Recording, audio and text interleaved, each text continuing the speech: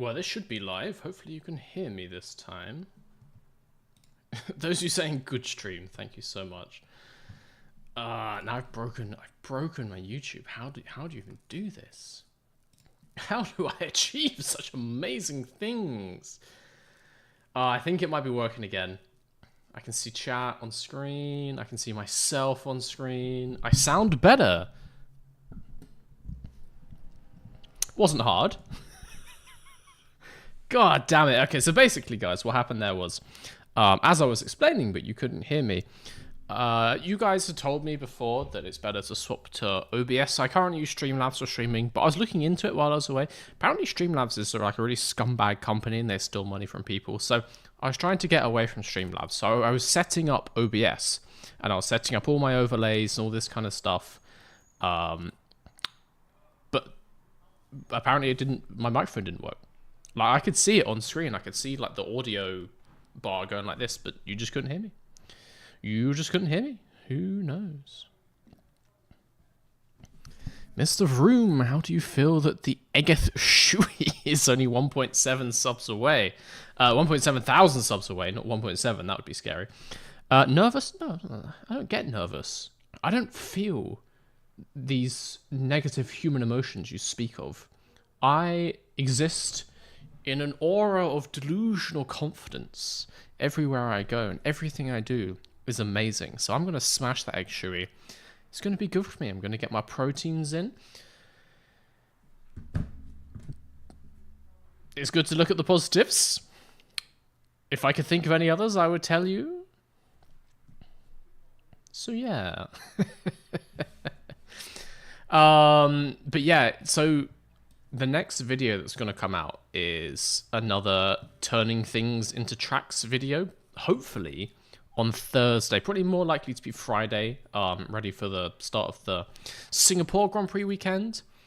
Obviously, those videos are quite popular and I get quite a lot of new subscribers, so I could hit 50k this week, and actually probably will hit 50k this week. It's pretty big. It's pretty crazy, honestly. I'm just trying to delete that previous live stream that's like 2 minutes long. Where's it gone? There it is. Nobody needs to see that. 3 minutes 52? 0 minutes, because it doesn't exist. This is the real one. So yeah, we probably will get 50k at some point this week.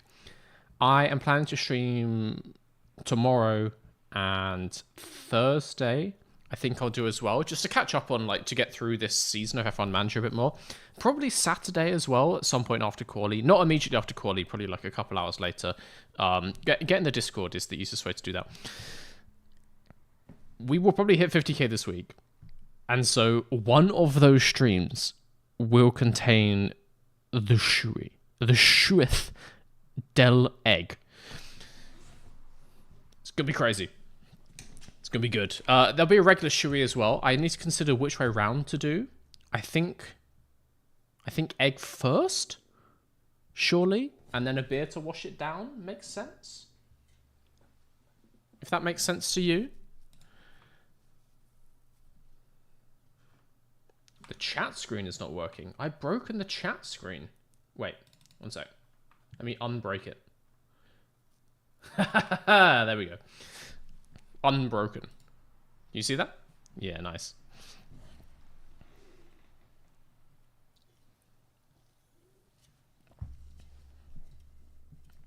I didn't realize the Harry Potter cupboard under the stairs was an actual thing English people had.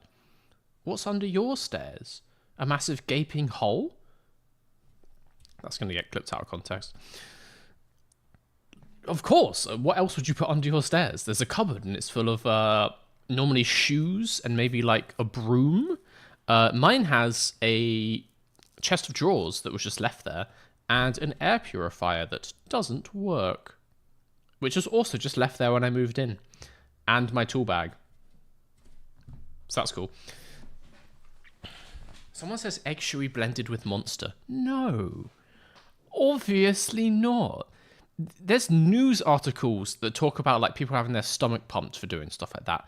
Obviously, Well, now you said it. Now you said it. I guess not obviously bad, but still it's still a bad idea. So I'm not gonna. I don't think I should try that. I don't think I should try that. What does the V stand for? There are some secrets that you're not ready for. There are some mysteries of the universe that take years to uncover. We will cover that at a future point in time. I'll do some kind of, I'll do whatever, like a Q&A or something. Formula Cum is going to see that. I was made aware of Formula Cum only last week. What an Instagram account. Fantastic. But also, like, do they watch everything? Were they watching my podcast, or did someone send it to them? How does this work? How does Formula Cum operate?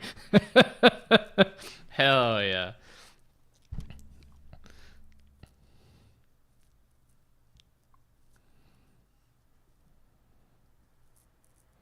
What stairs? We don't have those. We need to parkour up to the second store. And people say America is the most advanced country in the world.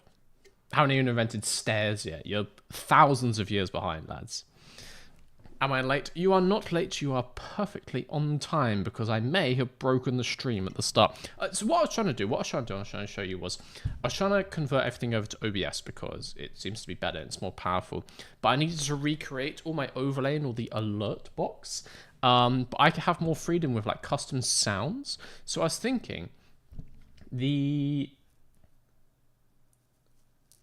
not subscription, but like channel members alert and also the super chat alert, I can make any sound I want. So I recorded some audio clips before this. So just to give you an idea, I think I can do a test one. Obviously, this is what it currently looks like. This is a channel member. Nope. This is a test super chat message. It's done a super chat. Why? I clicked membership. I'm clicking membership. What's wrong with you? This is a test super chat message. I'm assuming you can see that. This is a test super chat message. This is a test super chat message. But we can have whatever we want. I'll still have the text-to-speech going for your guys' messages. But the actual like ding sound, I can record anything I want. So I recorded some little voice samples I was playing around in FL Studio. This is for a new channel member. Hello. Just a small amount of reverb. Just a small amount of reverb to really sell the effect. What do you guys think? And then I was going to go for, if someone does super chat, what's this? Hello. Not the hello, it just plays on loop. They're in the same project. Thank you, Kevin. Yes, everyone, thank you, Kevin. Just donated about $150. Hell yeah. That's awfully sensual. Awfully sensual. Which one? Do you prefer the hello or the what's this? I can play them sort of like, hello. What's this? Intro to my porn.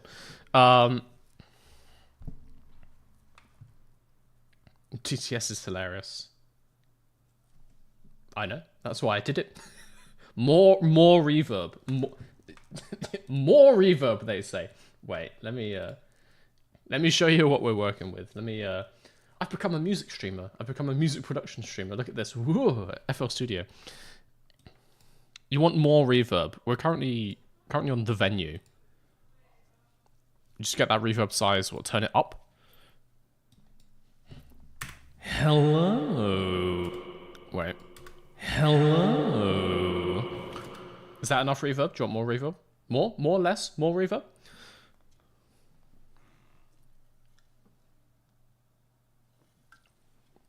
You should make it more jump scary.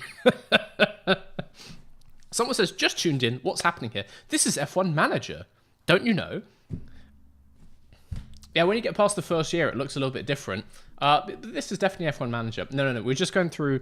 we're making some new alert sounds, then we will jump over to F1 Manager. More. We've got perfect, less, more. Layer it. Ooh. You know what? We'll leave that reverb in, because that's a good reverb. Let's add a convolver as well, because it can't hurt. Let's just self-convolve. Hello. It's getting bigger. It's getting bigger, but I think we can do more. Let's do that. Let's stretch it. Hello. That's quite large. It's getting quite large. This looks very nerdy. Music production is very nerdy, yes. Hello. Turn the dry down. So it's just the wet? Not spooky at all. Not spooky at all. Wait, we can do more.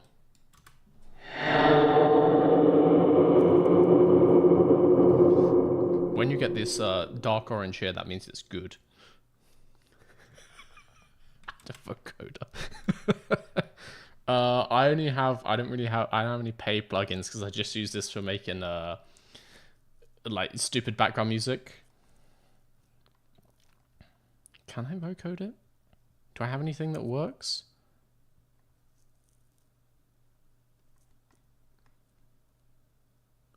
Oh, there's something in here where I can.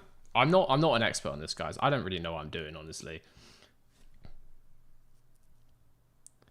What happened to the first stream? It says blocked by uploader. I completely messed it up and there was no sound, so I've just deleted it. It's gone. It's gone. I've deleted it so people don't accidentally click on that one. I don't know how to do what you're asking for, so I'm just gonna add random things to it until it sounds good. You know what? Let's add a bit of a stereo shaper. We want it kind of like just completely behind you.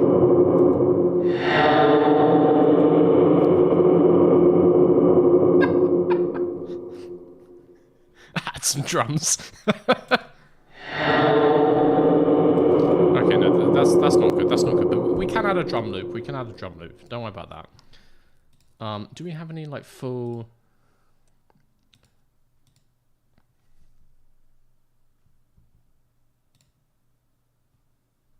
Loops. There we go. There we go.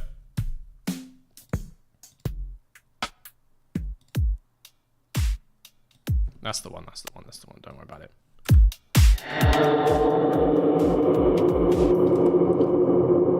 And the alert is done. And the alert is done. Yeah, I'll tweak it slightly. I'll tweak it slightly before the next stream. I don't think it'll sound exactly like that, but that's what we're working with. So let's do some F1 Manager. I shouldn't show you my YouTube page. That's a bad idea. That's a very bad idea. Let's load up F1 Manager. Let's do what the stream actually says we're gonna do. How's everyone going, by the way? How have you been? I've obviously not streamed for 2 weeks, basically, because I was away. I was away for 8 days. It was my girlfriend's birthday, so we were just staying with her parents. They live on the other side of the country. So we thought we may as well just go for a week, basically. So we were down there. It's quite nice. They live on a farm. I was doing some ride-on lawn mowing and farm stuff. It was cool. What have you been up to since I last saw you? It's been almost 2 whole weeks. Sounds like I'm alone in a car park, Mr. V in a horror movie. Well, that's what I was going for, so I'll take that. We take those. We take those. It only took 13 minutes, but boys, we made it. Hell yeah. 14, actually. But yeah, hopefully tomorrow I'm going to be streaming on OBS. It's going to look a little bit different from everything. We're still going to have the chat on screen and everything, but it should look a little bit different. One key thing is there should be less delay. One really annoying thing about Streamlabs is there's a delay on chat, but there's also a massive delay on alerts, as I'm sure you guys have noticed. All the super chats take minutes to come through. They should be basically instantaneous from tomorrow onwards. So that's going to be good. That's going to be key. It also means I can start to restream, as in I can start to dual stream on YouTube and Twitch. Not going to start that tomorrow. I might start that from like next week. But that is coming. That is coming.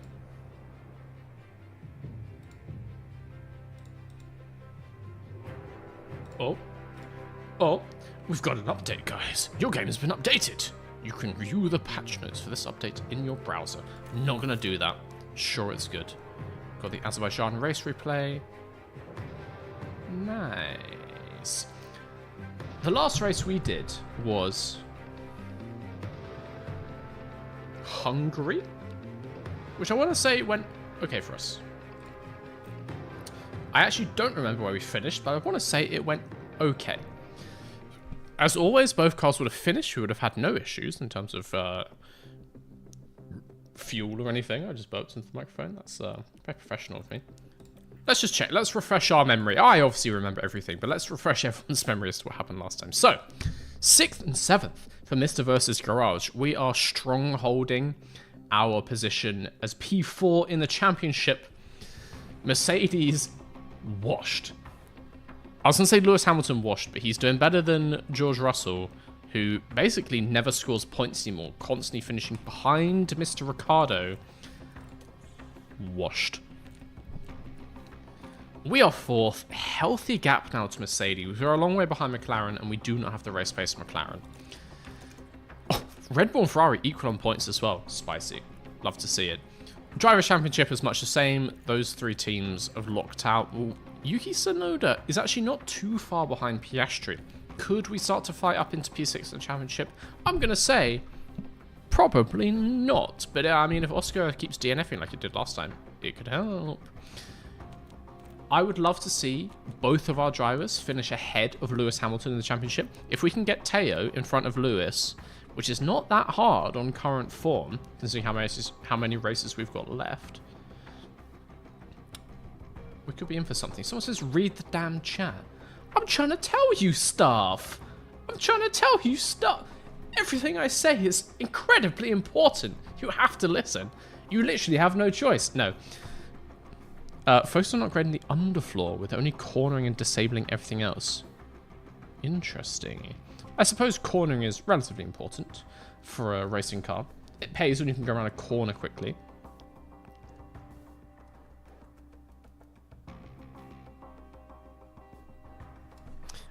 We can do that. We can do that. We can start to develop a new underfloor.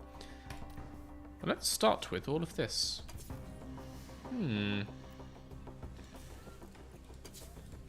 So actually, something from Canada. We have 1, 2, 3 days until we get to practice in Spa. We are running out of front wings.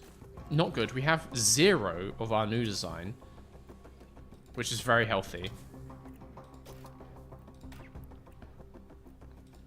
And we're running low on our old design as well. The rear wing... We are 2. Okay. You should be good. Car number 2. How do your side pods fail? SP3. Got enough of those. That's all fine. We are currently researching nothing. We are manufacturing more underfloors and more front wings. Nice. And we're also just about to finish... Oh, the new front wing design. Actually, we've only just done that. That's why we don't have any of it. So, let's... Making some of those. Lovely stuff. Making some of those. Also lovely stuff. I'm going to have the front wings in time for practice. Just. That's nice. Let's research an underfloor. Research or design? Which one do you want?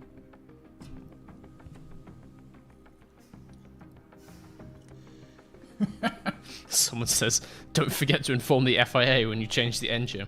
For those of you who don't know, maybe if you didn't watch the podcast, Esteban Ocon this weekend had a pit lane start because Alpine changed his engine, and there was an FIA report that said Alpine did not inform the FIA. I don't know if that means they intentionally didn't and they were trying to hide something, or they forgot. Either way, stupidest thing ever. You can't hide an engine change.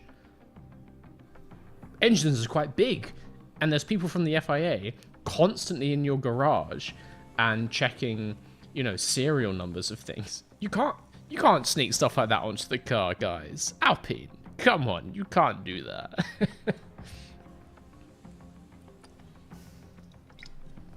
I will inform the FIA if I change an engine. Don't you worry about that. What's your opinion on the game as a whole? Worth the money? I will say, because it's not actually that expensive, I think it's like £30.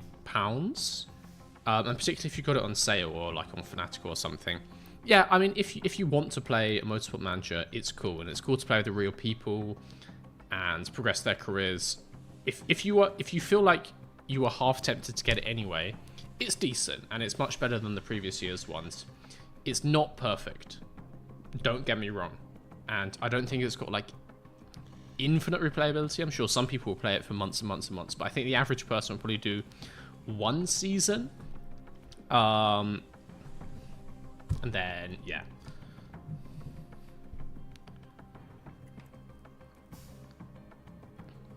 I'm going to say we want to design a new underfloor. So as you guys said... Oh, we actually have no... We have no hours, so we can't do that yet. We have to wait until...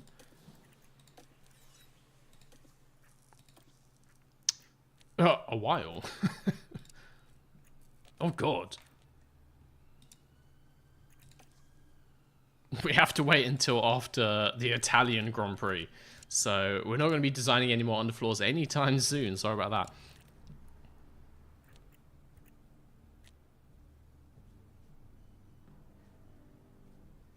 Someone says I got it on a Turkish account.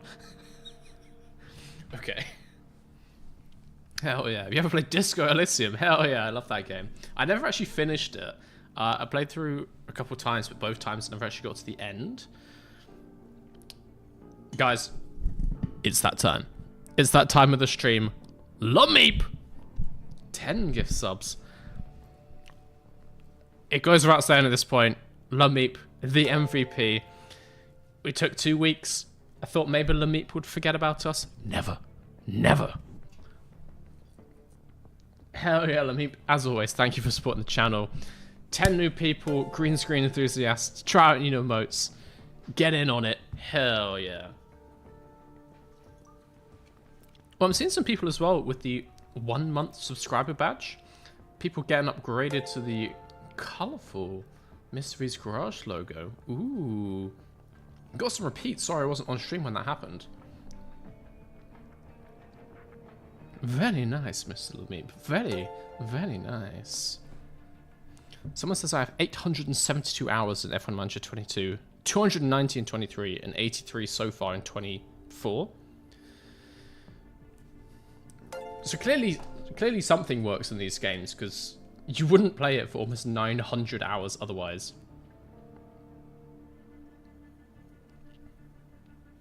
Mr. V, I bought the manager, and I have to say, the egg saver's really lucky with the bugs.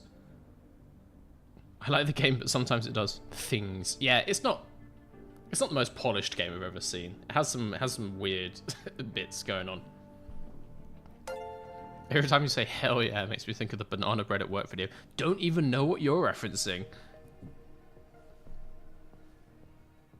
YouTube improved the gifted notification as well. Yeah, it's got some little animations in it. Oh, it's got some little, like, art in it. Very nice. Let me, thank you. This is going to keep digging for a second. We cannot design anything else right now. We have to check our inbox. We've got a front wing. Urgent factory fire. Please be advised that there's been a small fire in the factory that may have been caused by the facility's power supply. We should not continue to manufacture any car parts while this matter is investigated.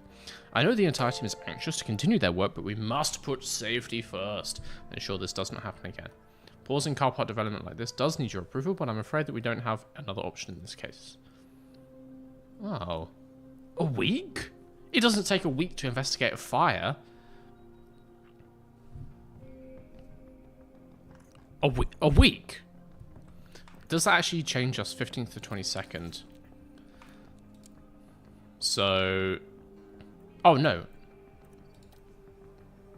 Well, I mean, we're still going to have it for Zandvoort, so fuck yeah, go for it, mate. Yep, do it. Delay. Oh, I realised she's not asking a question. She's just telling me. Cool. I suppose. Very cool. Very nice. Right. Who cares about safety? I agree. Just burn them to death. That's what I say. The drivers have fireproof suits. They'll be fine. Easy. Let's head to the Belgian Grand Prix. I don't have 2 emails. Great. Cool. Why is he unhappy? How could you possibly be unhappy, Teo? I saved you from IndyCar hell, put you in a pretty good Formula 1 car, and you're getting points consistently. Why are you unhappy? Very unhappy. Why? I hate these people sometimes. Wait, I'm an affiliate driver? Ollie Behrman's an affiliate driver?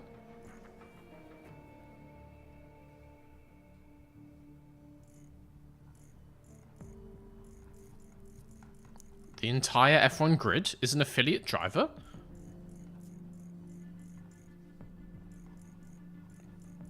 Okay. Interesting. Let's see Max Verstappen. Unhappy. We're signing Verstappen, lads. We're signing Verstappen to Mr. Versus Garage.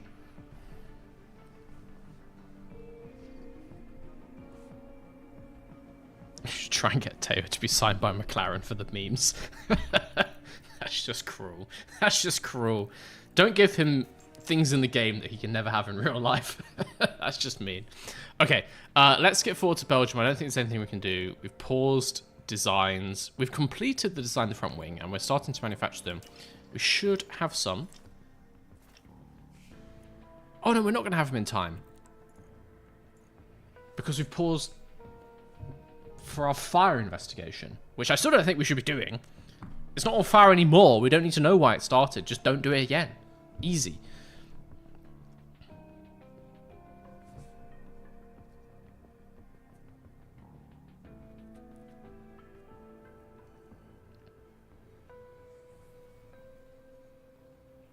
Read my messages. You can design without hours. Oh, fine. I can see the messages. My brain doesn't take them in. Okay, it's called ADHD.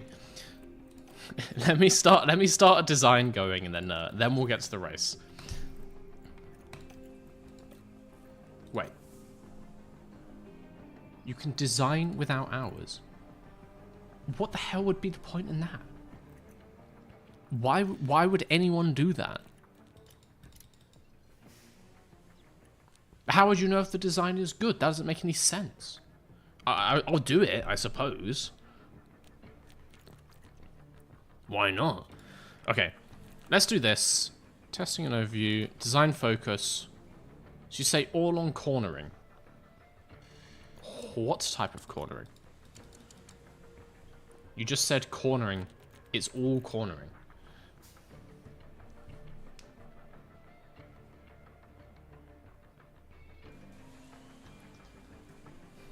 I'm waiting. I'm waiting.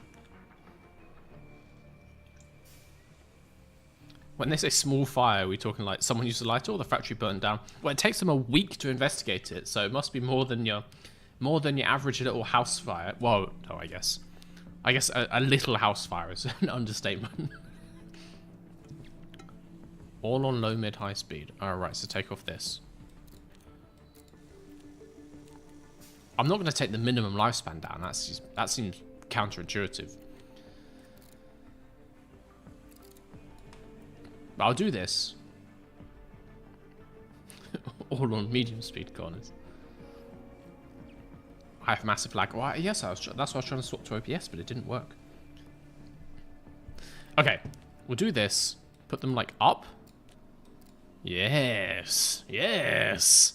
It would actually have worse drag reduction, but we don't care. Development focus. How many engineers do we have? All of them. Well, they can all do it then. We can only do 6. Fair play. Have that in 22 days, but maybe not because we're shut down. 1 mil. Bish bash boss done. When are we getting a CCC episode on a medium speed corner? You want a 1 hour episode talking about one medium speed corner? I can, if that's what the people want. If the people yearn for the medium speed corners, I can give them what they want. But that seems like a lot to talk about for that long.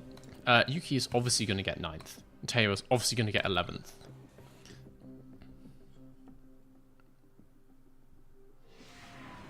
This weekend, we're in Belgium, in the picturesque. Yes, I know, Crofty, because I just clicked it.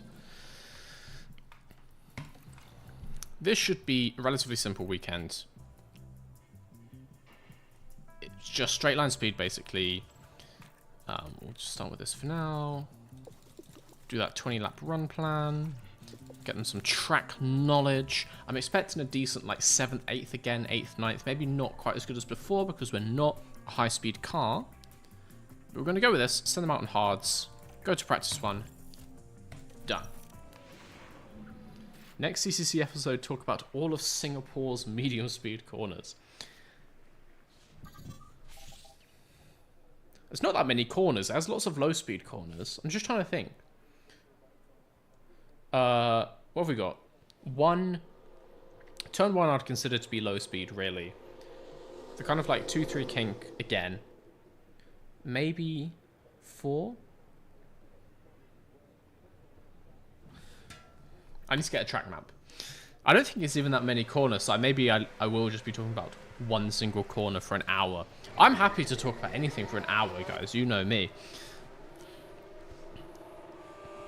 But I don't think that'll be as interesting of an episode as you maybe think it would. Remember the fuel? No. Mr. V, can you play the hello again? I mean, it's still open. I can just play it in the background, actually. Wait one sec. Copy, radio check. Is that what you wanted?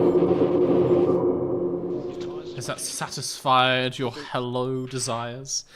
Let's skip forward through this. Let's get our 20 laps in. See what they think about this setup. Oh, come on! This one is involving Yuki Tsunoda. No. They just can't keep on the track. Fighting with the car just a little. He better get recovered. He better get recovered if he DNFs this session. Yellow ahead. Oh, he's back. Copy. He's Mario Kart teleported back already. No problem. There's no such thing as a crash in this game. Turn 4, Turn 7 are the only medium speed corners in Singapore. Walked it last month. Very nice. What were you doing in Singapore? Yeah, I guess Turn 4 is like a relatively fast right, isn't it? If I'm thinking of the numbers correctly.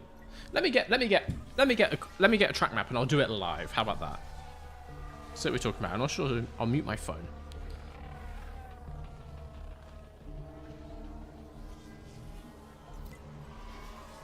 Ah! Why are you all following me on Instagram? Stop doing that. Singapore track map. So, what have we got?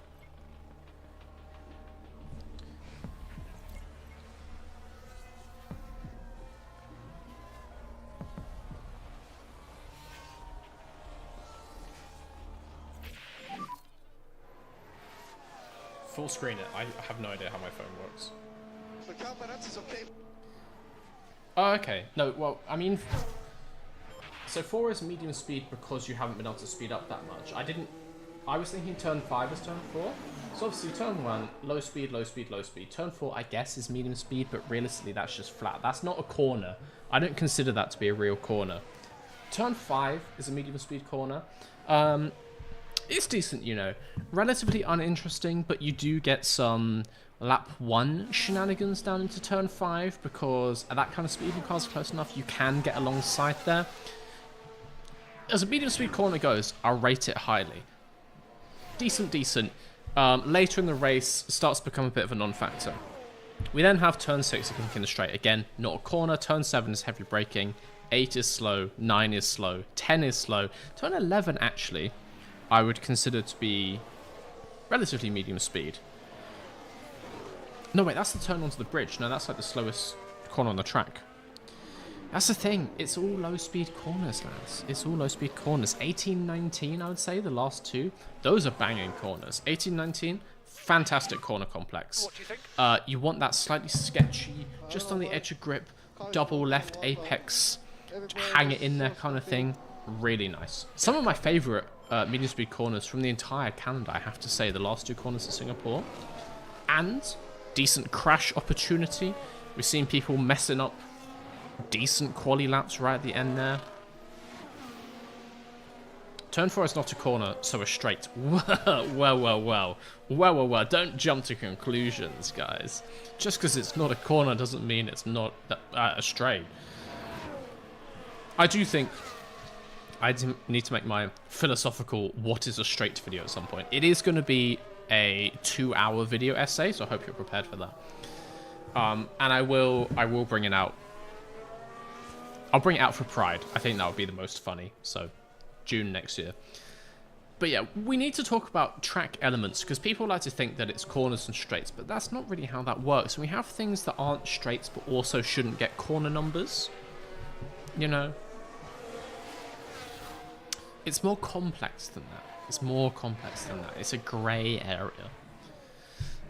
And not just because tarmac is a sort of grey colour. I'm gonna shut up now.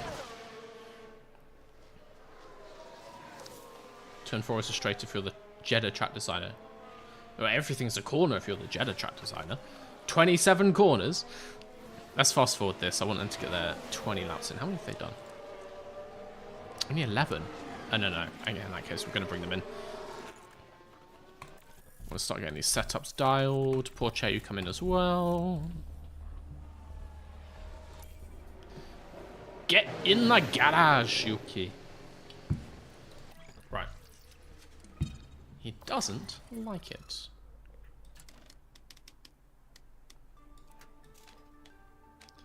So, we want straights to be pretty fast, Cornering performance is not looking great. Let's start with that. I feel like the oversteer is not fantastic, but we can... We'll start like this. See what he makes of that. How did I... Traction optimal. That makes it harder.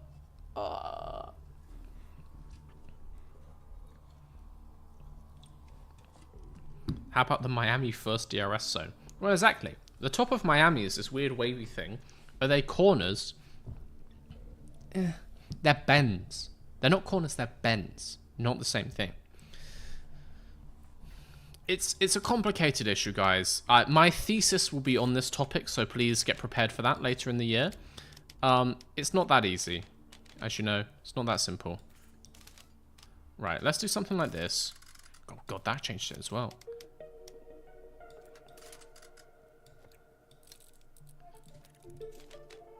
Ah, yes. And then that.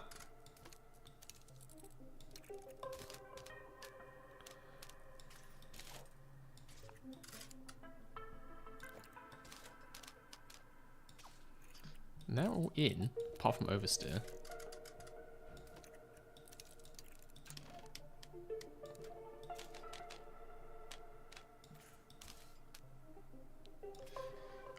The pressure of having an optimal one is really getting to me. Okay, I've made that. I've made that worse. Let's start again. So, this wants to be high, I think. 4.6. That we want performance there, but I need to get cornering up. So,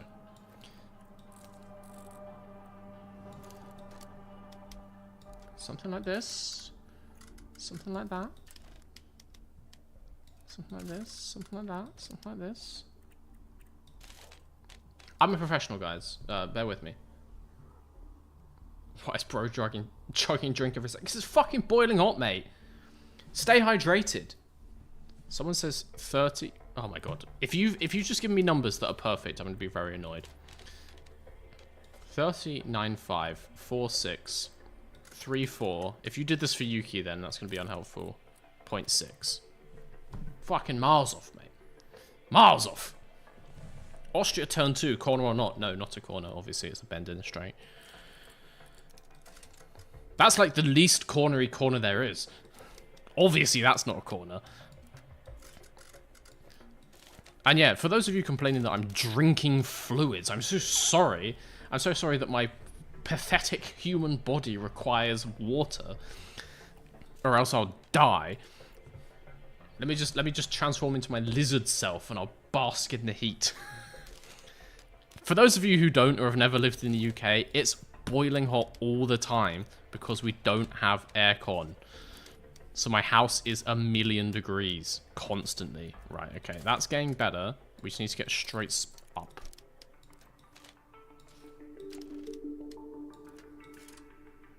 Okay, that's all in. That's all in. I'm going to send him like this. Confirm. Tires, same tires. 20 lap run plan, done. Right. Stay hydrated. Thank you. You should stay hydrated. I agree. That's good advice.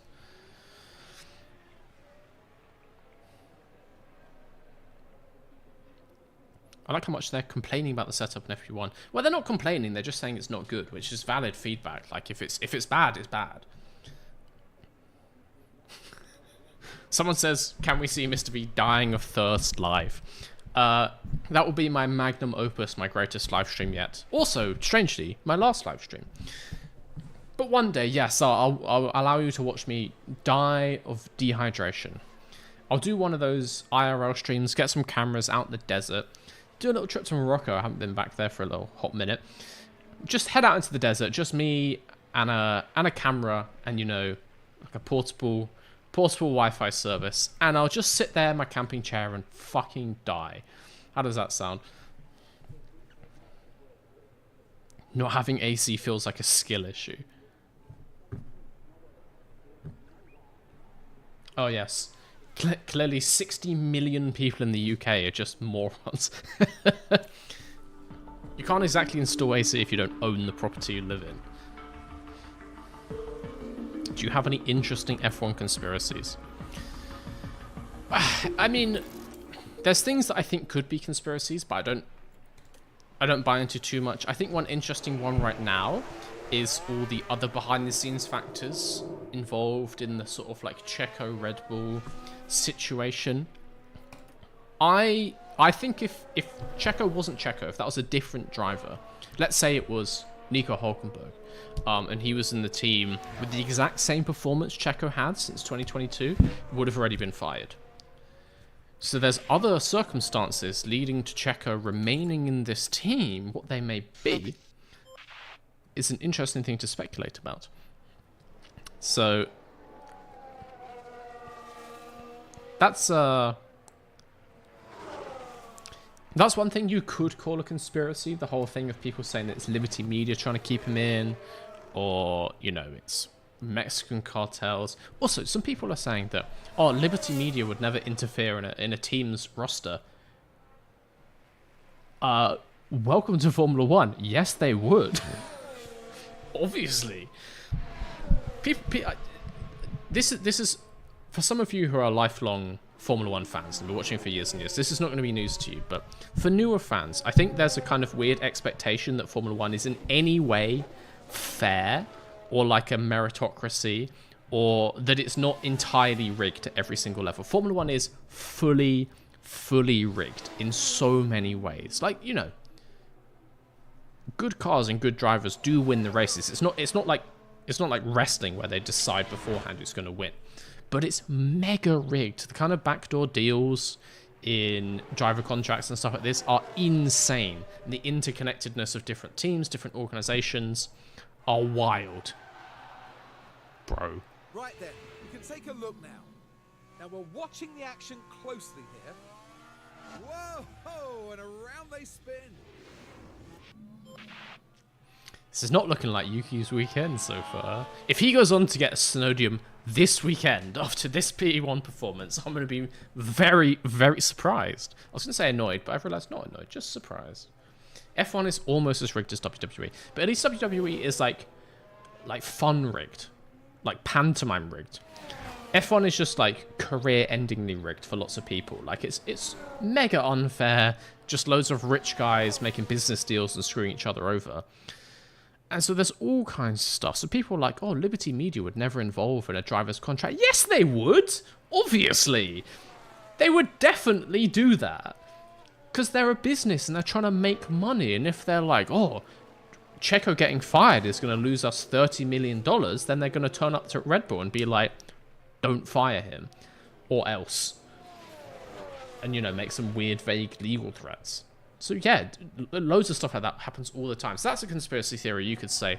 I don't think that Liberty Media did keep Checo in the seat. I do think his sponsors would have had a hand in it.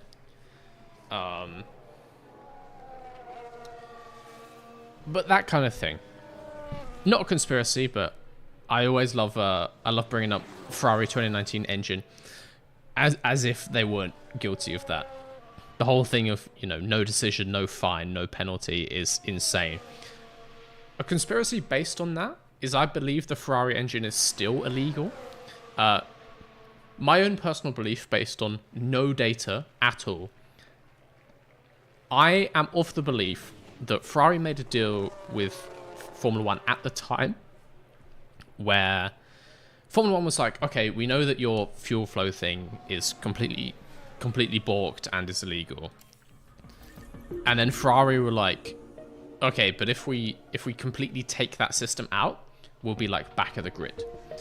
And so I think F1 was like, okay, kind of turn it down a bit, do it less, and we'll kind of turn a blind eye, And so they turned it down enough that they immediately couldn't win races anymore in 2019. But I don't think that system was ever fully taken out. And I think there's been times when Ferrari have, turned the dials up again. And potentially have had illegal engine performance once more since 2019. Is my completely wild conspiracy theory. But yeah, I don't think the overbody on Ferrari is as good as other top teams, and I think sometimes they make up for their performance by just turning their engine up to an illegal level. That's my conspiracy theory for you.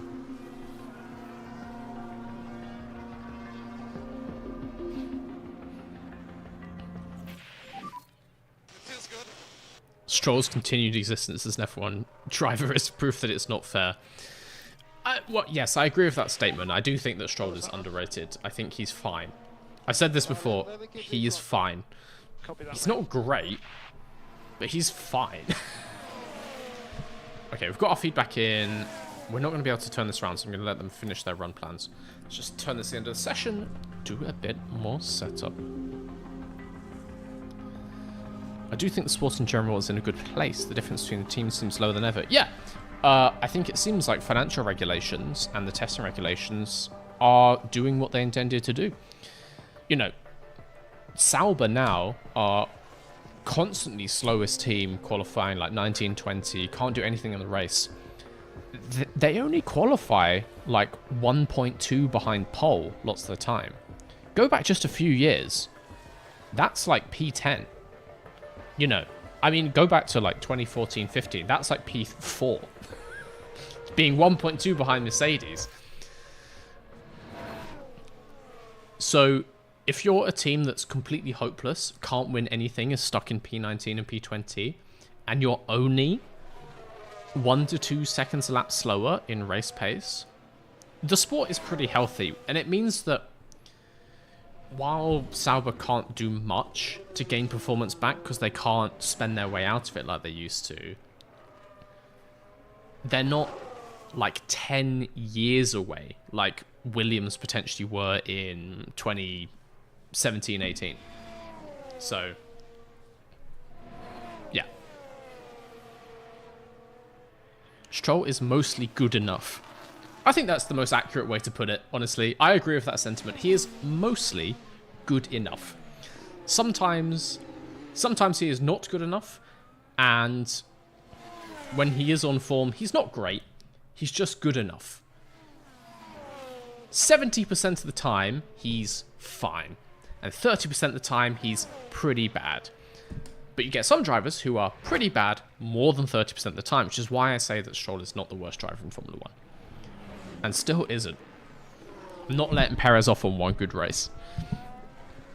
Someone said this in the Discord earlier, and they're like, oh, Perez has redeemed himself from all the bad media from the last year and a half. And I was like, no, he hasn't. Because after Baku, and Christian Horner and Helmut Marko came out and said, oh yeah, we've made our car undrivable. The car concept's not good. We've made mistakes technically. Like, Checo. Christian Horner literally said like, oh, Checo doesn't deserve all the blame he's got. Blah blah blah blah. It's like Max could still drive it. He had the most dominant season ever last year, and you're saying that car concept was broken? No. Max won 5 of the first 6 races this year. Your car clearly wasn't that technically broken. There's no excuse for Checo being as far away from Max as he was. Yeah, fine, maybe like he's not one of the greatest of all time, and so he's going to be behind Max. But he was so far behind Max, it's inexcusable. I'm not letting him off after just Baku. If he outscores Max now in every race, or outperforms him in every race at the end of the season, he's got back to neutral, in my estimation. Like, he has had one of the worst runs of form I have ever remember in a top team. So no, Checo is not off the hook, and I'm going to continue to meme on him. Call them in, check their setup now, because I can't change it before the end of the session. Yeah, we'll do a little bit of change now. And then we'll do practice 2, and we'll just simulate practice 3. I'll skip through it faster as well, don't worry about that. So, bit of setup. Not bad, not bad. He doesn't like the traction though. Let's see if we can get that. Oh, don't change that. See if we can get that a bit more dialed in. That's worse. That's better, that's better.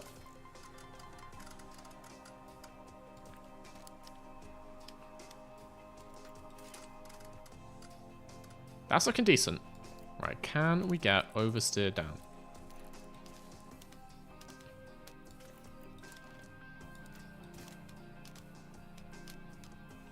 Honestly.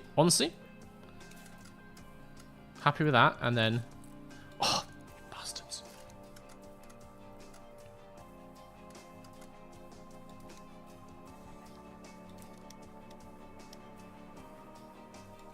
I mean, they're all in.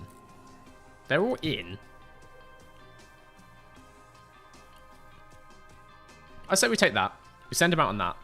0 turret out? Sure. Why not? That's fine for Yuki. Teo. Straight's bad. So. Let's start by getting that way up. Somewhere up there. That looks good. Oversteer down. Okay. We're cooking. Cornering is bad. And the traction is also bad.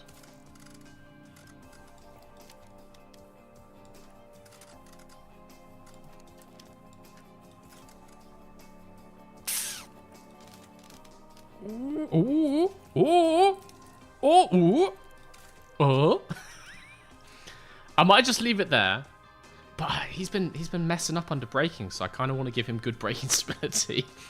I think it would be good to have good braking stability, particularly for Yuki, who spun twice in P1.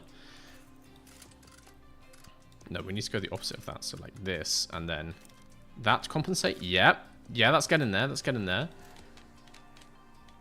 Dialing that oversteer, something like this. We take those.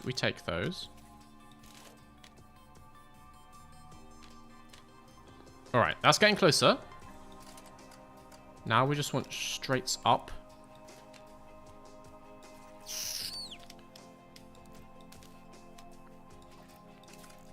We're getting there.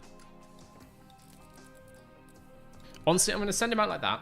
These are a bit out. And also, I realized this is Teo for chair. They're a bit out, but they're close enough. We're going to go to practice 2. We'll manage the session, but we're just going to send it. Someone says, that's okay. 3, 2, 1. That's actually a very comforting message, just saying, that's okay. Thank you, chat. Normally you guys are very superlative, and anything less than perfect I get screamed at. Which means I get screamed at a lot, because nothing perfect has ever happened on this stream. So it's very nice for someone to just be like, you know, that's fine. That'll do, pig. That'll do. Copy. What type of driver would we get if Stroll and Checo had a child? I don't think it would be particularly good looking, I have to say. I'm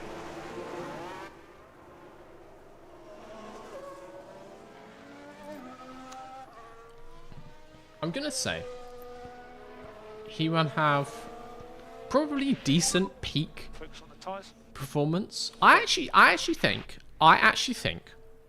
hear me out on this one.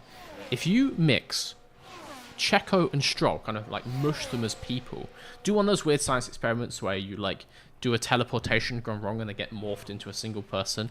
I think a mixture of Stroll and Checo, if you take the good qualities of each of them, makes a very solid driver. So Stroll has very good peak performance. He's not consistent, but when he is in form for a weekend, he is very quick on single lap pace. He's a decent qualifier when he tries. And for all his faults, he is good in a fight. He's incredibly aggressive, but that works in his favor because, like, if you've got Stroll in your mirrors, you're like, crap. He forces you to make mistakes, so he's decent wheel to wheel. Checo is almost the exact opposite. Checo is very consistent in race pace. He does bin it into the wall sometimes, but in terms of pace, very consistent. Obviously, really good on tires, really good on just general, like, race management. Not necessarily the best qualifier there is. So if you think you take Stroll's peak performance and add that to Checo's, like, race pace consistency, that's a solid driver. That's a decent driver. However, it means that other kid is going to have abysmal consistency and, like, fully washed quali pace.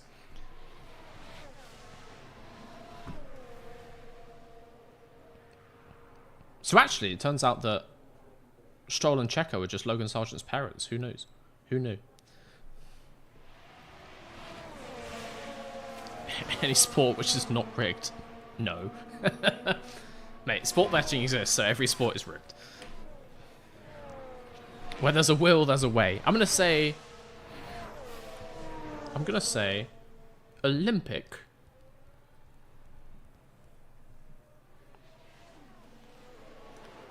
Decathlon. Not rigged. There we go. Checo plus Stroll equals Magnussen. That's not what I said. By the way, when are you going to activate your windows? Never. Out of principle, I'm keeping my free windows. I like it. I'm not going to do it. Oh, sorry. Fast forward. Yes. Does the V stand for Verstappen? That's the conspiracy theory you wanted. And people say I'm anti-Verstappen in my videos. Colapinto and Sargent are Checo and Stroll's kids. Honestly, it checks out, and we have no proof to say that they aren't. I've not seen the birth certificates, guys. Show the birth certificates. We've never seen Colapinto and Sargent's parents in the same place as Stroll and Checo. I've never seen that. That's all I'm saying. I'm not accusing anyone of anything, but I am merely presenting you the facts here. Someone says I'm anti-McLaren. Wait, okay, yeah. Welcome to the anti-McLaren stream, guys. This is a McLaren slander stream now. Fully anti-McLaren. All British people hate McLaren, it's well known. When people say British bias, what they mean is we all hate McLaren. Fully biased against them. Hate McLaren. I'm pro-anti. I like being fair, and people don't like it when I point out the bad things. It was Oscar Piastri saying that. Yeah, he's a big fan of the streams, to be fair. Nice work in Baku, by the way, Oscar. Honestly, that move into turn 1, legendary, mate. Move of the season for me so far. So yeah, nice that you could find some time.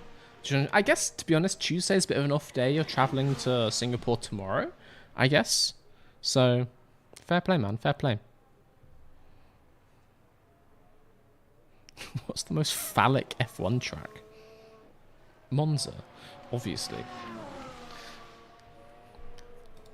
Let's get poor Chair in. Yuki's going to come in just a second. Someone says the V stands for Valtteri. How's the balance? I was pretty happy with the balance. We do have the same hairdresser. Alright, let's get these cars done. Ooh. Okay, 83% is good. But I could spend the next 10 minutes to tweak this. do that.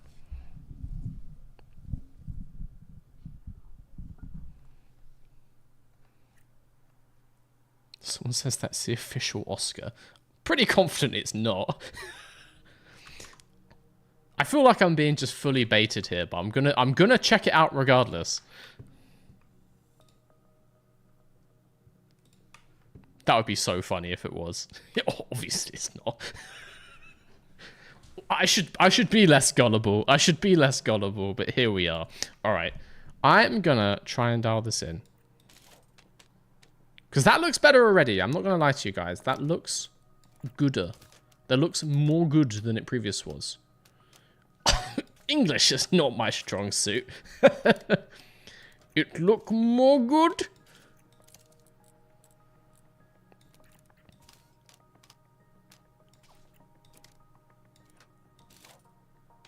Okay, don't change that one. Jesus.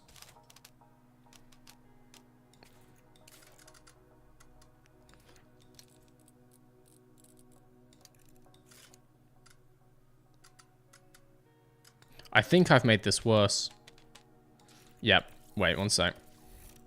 What did I do before? I made it perfect before. Ah! Yeah, that. That is what I wanted. I think that might be higher. Honestly.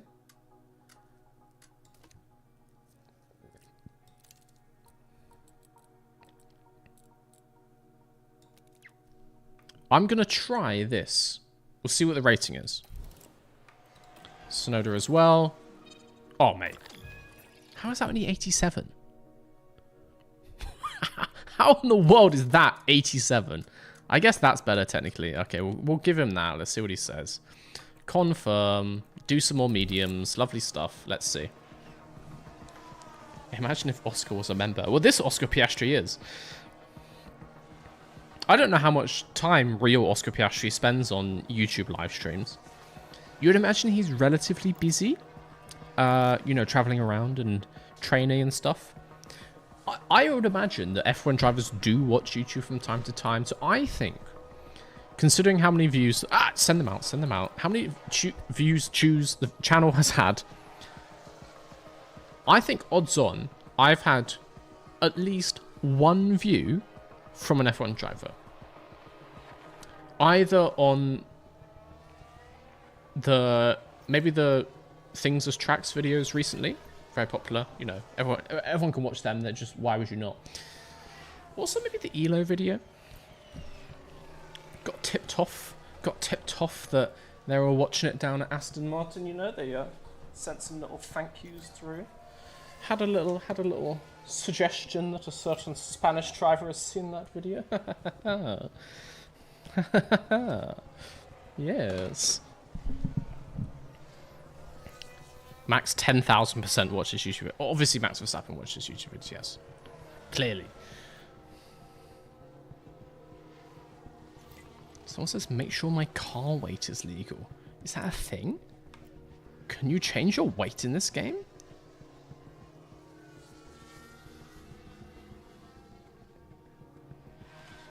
Max probably overlays YouTube while practicing sim tracks. I wouldn't be surprised. He's the kind of guy with like 2 picture-in-pictures. He'll be doing practice laps around, you know, wherever. And he'll have a YouTube video going and then, like... He's the kind of guy, he would be driving. He would have some live stream on silent. Probably with someone else driving, potentially like other people in the race, just to check in on their stream. And then he would have some YouTube videos going. Just, you know, like video essays talking about Super Smash Brothers. Yeah, all okay with the car at the moment. Because there's some decent videos out there. Just to, you know, just to stop yourself getting bored. Someone says I'm watching F1 YouTubers. I play an F1 sim. I honestly don't know how you guys do stuff like that. Like, I cannot function doing 2 things at once. If I'm watching TV and someone speaks to me, I can't hear them. That's not an exaggeration. Like, genuinely, my brain does not allow me to take in the information. I can barely listen to someone talking when there's music playing loud enough. You made Teo worse. I'm not surprised. I probably made them both worse.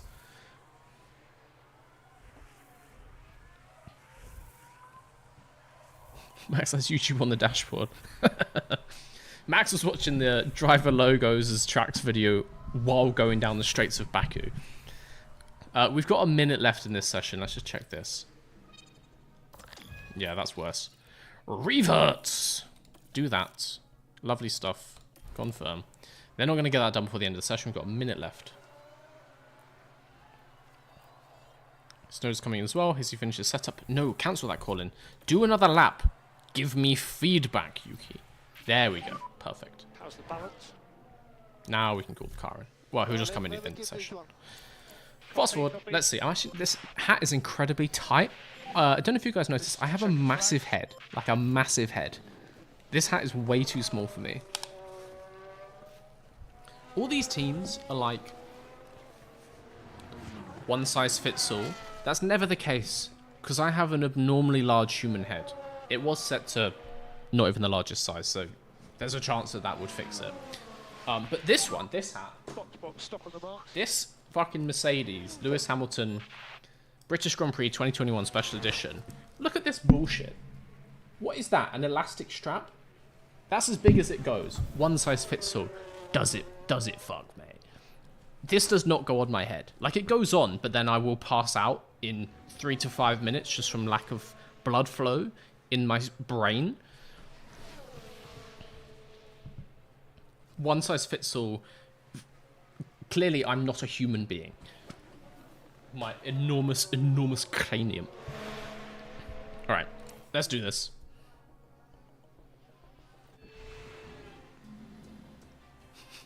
Someone says, put it on. Put it on! Headphone bump.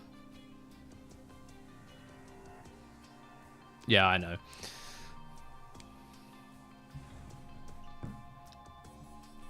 I'm gonna go if I'm gonna wear a hat, it's gonna be a cargo vroom vroom cat, because they are incredibly comfortable, fit my head perfectly. What did Kevin do?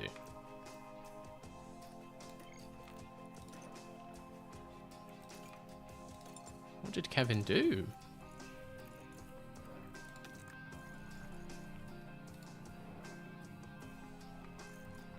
Don't know. Don't know. Anyway, let's continue.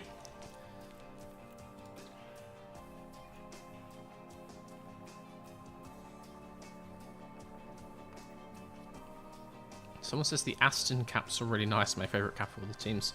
I'm kind of scared to actually wear this one or even take any of the like lining out, because this is an Alonso signed cap. I was given this as a late Christmas present last week.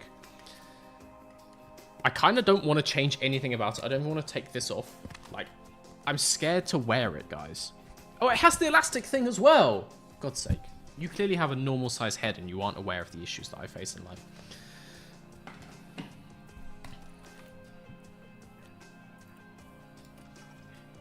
Yuki actually really likes that setup. Lovely stuff. I'm taking 91%. He's on 83. He'll be fine. Let's just sim practice 3. We don't need to do that. I am going to take a 60-second toilet break. Be right back, guys. Then we're going to get...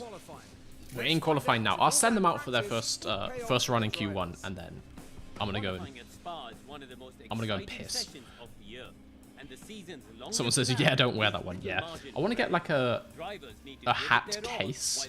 Maybe not a case, that's a bit excessive, but like a head, like a mannequin head to put it on. I actually have a mannequin, but it doesn't have a head, so I need to get the one that matches. Good to be back in another Mr. Very Good Team Manager stream. Everyone who's asking what the V stands for, stands for Very Good Team Manager. Glad you could join us. Welcome to the stream. I'm literally about to go and leave for 60 seconds because I need to use the bathroom. My bladder doesn't register this as a real fluid, and so it just goes straight through. Get your eggs ready. The egg spam is what happens when I leave, so we all know how it goes. Let me get you into qualifying. Wet qualifying. Intriguing. Let's get them out for their first run in Q1. I'll send them out on like 2 flying laps. Bonk. Cooldown laps. Yes. Actually, no. Don't do a cooldown. Same for you. I see you guys saying, whose fault was it, Sainz or Checo? I will answer that question when I return. Don't go away. I'll be right back. Let's send these guys up. I'll be right back.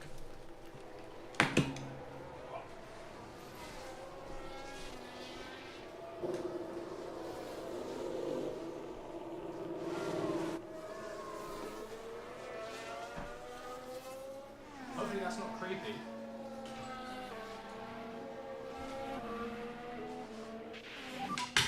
Big brake temp now. Probably.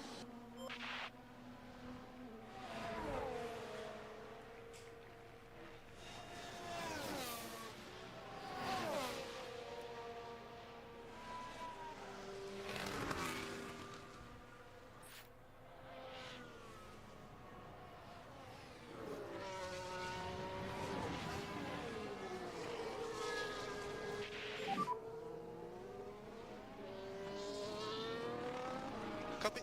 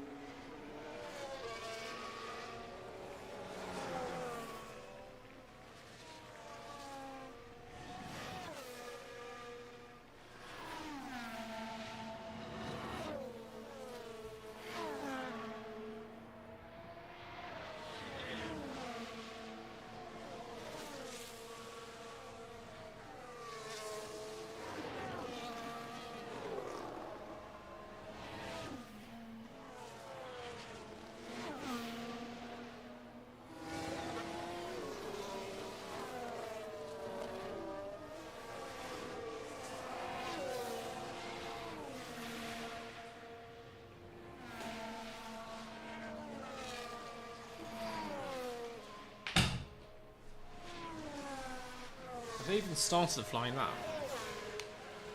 No. Takes quite a long time in Belgium. Guys, I forgot to buy more toilet paper, so I'm Good one. got Nutella in my packed lunch, if you know what I mean. You got a good gap ahead. We're happy to push again.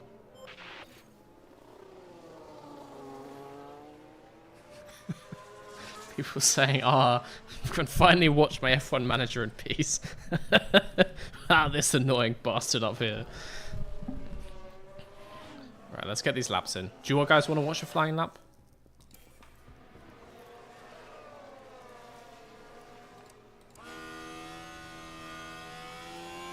Well, a lovely dirty air from the Williams ahead. Always makes for a good quality lap, that. Push dirty air from what appears to be a Ferrari. Quite hard to tell, honestly. Lovely stuff. What? Tsunoda just purple S1'd. Pole position. Someone says, too much information, I'm eating dinner. And someone else says, toilet paper is unnecessary. The duality of YouTube chat, my friends. We're kind of at the back of the pack, so the fact that he just... No, we're at the front of the pack, so ignore that. But he's still got purple S1. He still has purple S1.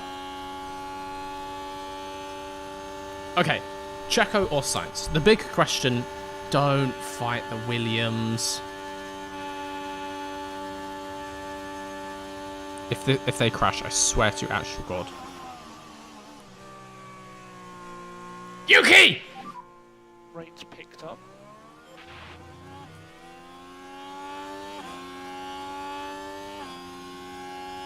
He had a purple S1.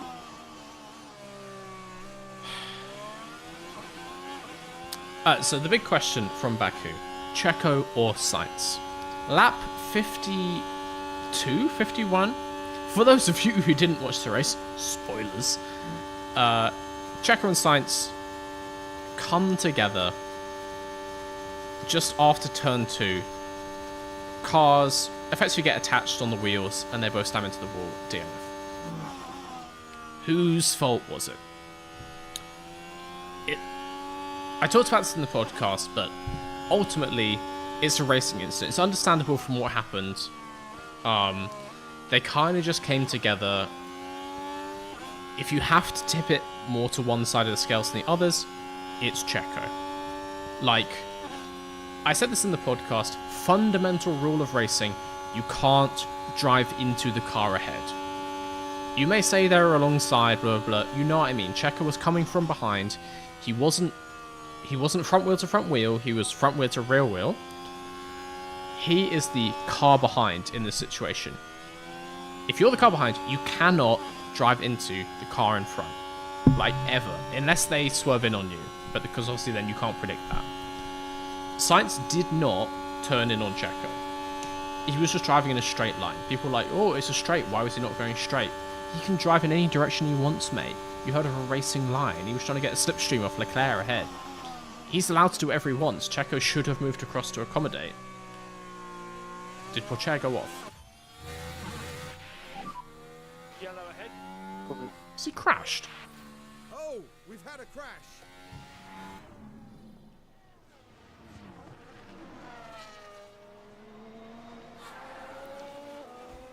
No, no, no, no, no, no. We don't have any spare parts, I don't think.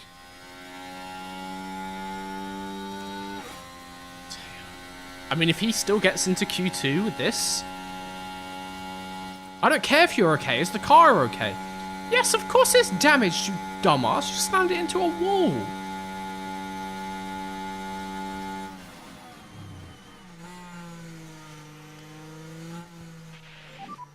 That's P7 for now. Imagine if he improves of this. No, funny enough, he doesn't. That would have been weird. Yeah. You can't drive into the car ahead. Checo was the car behind. It's kind of his responsibility to make sure they don't touch. Sainz is allowed to come across to take the track position that he wants. Checo needs to accommodate that to a reasonable level. If Sainz did swerve across him, fine, but Sainz is moving really very slowly from right to left. Checo has to get out of the way, but it's understandable why he didn't in that situation, which is why I'm saying racing instant. But if you have to blame anyone, it's Checo's fault, quite clearly. The Pterodome is off. We're not done yet, mate. We're not done yet. Snowder is going back out same tyres. Hell yes. Same run plan, same run plan. Teo, on the other hand, we have one spare rear wing. Everything else is okay. We can't swap it in this session, so I'm going to send him back out with the broken one. That sounds weird. He's going to do one lap with the broken one. Because maybe he stays in and we can swap it before Q2. Reconfigure on these. I did reconfigure! What else does it want me to click?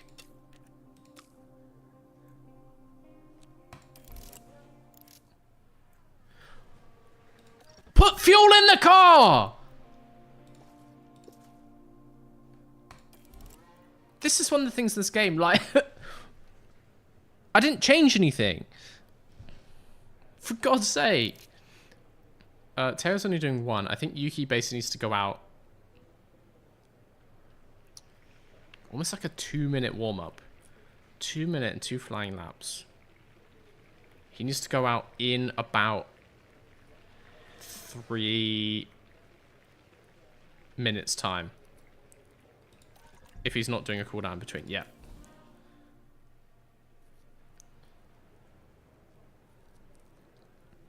I'm going to send him out on the 4:30 mark, and Pourchaire's going to go out afterwards.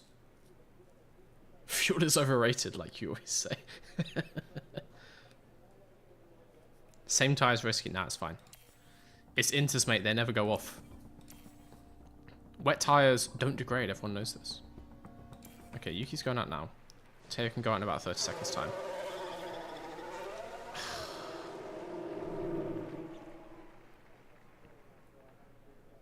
Teo punk chair. Ah, mate, they're 48%. They'll be fine. Focus on tyres and brakes. No one's ever got a puncture in this game, so we'll be fine. Don't worry about it.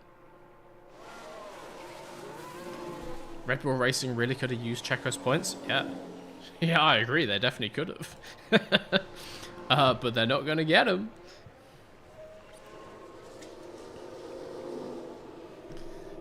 It's unfortunate for the team. It's very unfortunate for Checo. Like, he deserved P3, honestly. He was in P3 the whole time. He deserved to get it. But, you know, as is luck, these things happen. You win some, you lose some. Sometimes you're a Russell and you magically get promoted to P3. Sometimes you're a Sainz and Checo and you just get taken out 2 laps for the end. It's just racing, mate. But regardless of whose fault it is, both drivers, and particularly Checo, had an opportunity to do things to avoid that crash. And so it's all well and good Checo saying, oh, it's Sainz's fault. That's not going to get him his points back. And so even if you're in the right, just don't be in those situations in the first place. Just move further away. Like, it's an important lesson learned for Checo that being right is fine, but being right doesn't score you any championship points. Finishing P3 or even P4 scores you championship points. So it's something to bear in mind. Teo is gonna make it into Q2 with a smashed up rear wing. Hell yes. And no punctures, so you can shut up and all. Okay, that's done. Car parts missing. Ooh. Well, I'm assuming we're not going to change the chassis now. He can go back out, though. No. Don't be silly. Don't be silly. You can't change the chassis in the 5 minutes between a qualifying session.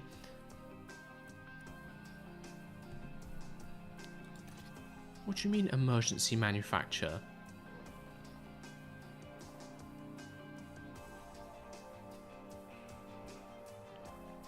When is that ready? Is it ready for Q2?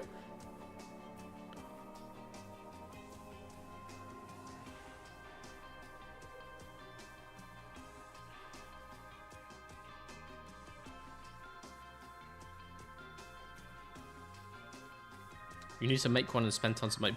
But is it ready for Q2, or am I just, like, gonna qualify P16?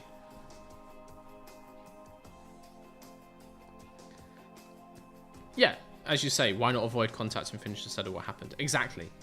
Like, even if you're gonna finish P4, that's 12 points. A retirement, 0 points, unless you've lapped so many people that it's fine. It's ready as soon as you click it. But do I have to do that for the other parts as well? Well, let me see. Rear wing. Rear wing I've got spare. So we take that. Suspension.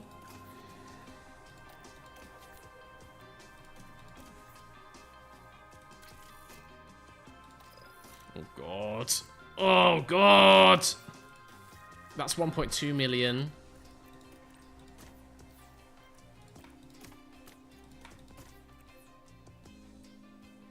It's going to cost me 3 million, but I guess he can't take part in the race if we don't do this. Yeah, someone says, hello there. An hour ago you talked about what is under the stairs of non-English people. I'm happy to help in this investigation. Under my stairs in Germany are a baritone and a sporting rifle. What? That raises more questions. What do you mean a baritone? No, the instrument, baritone. I don't think that translates how you think it does. What do you mean a baritone?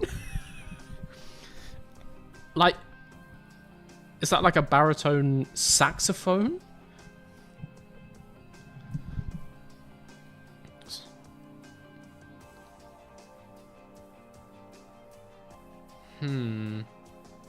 Okay, so we have to do this for chassis and suspension. Otherwise, I suppose he can't take part in the race, let alone qualifying. It turns out it's good to have spare parts. I'm going to do this. I mean, we have to do it as an emergency. A mini tuba.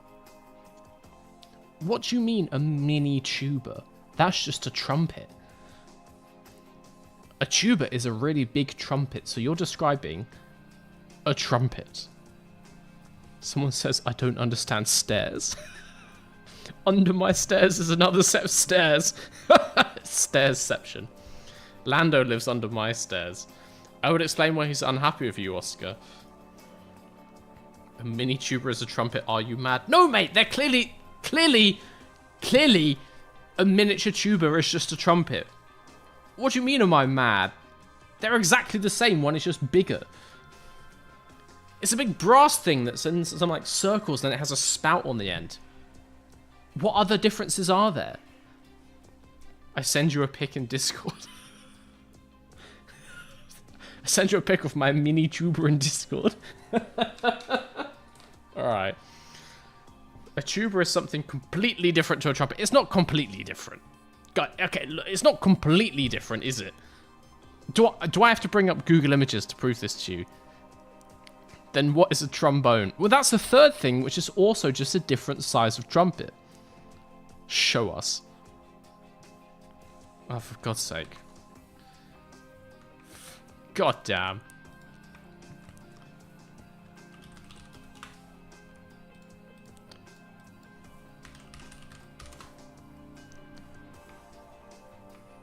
God, actual damn it. So, look. I searched baritone. My guy, it's just a big trumpet. Look. It's just a big trumpet. What happens if I type in big trumpet? Look! What is that? A big trumpet, also known... Where's it gone? As a tuba. It's a piece of metal tube spun around a few times with a spout on the end.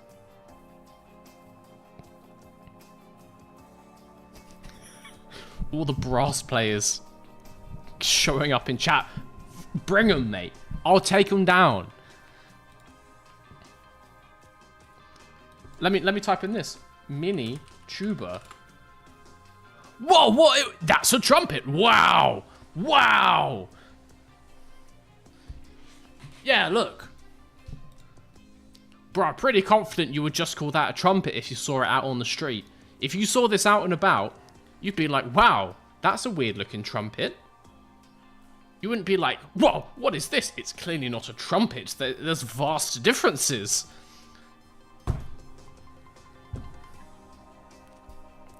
As a musicologist, I fully support you in this matter. Thank you.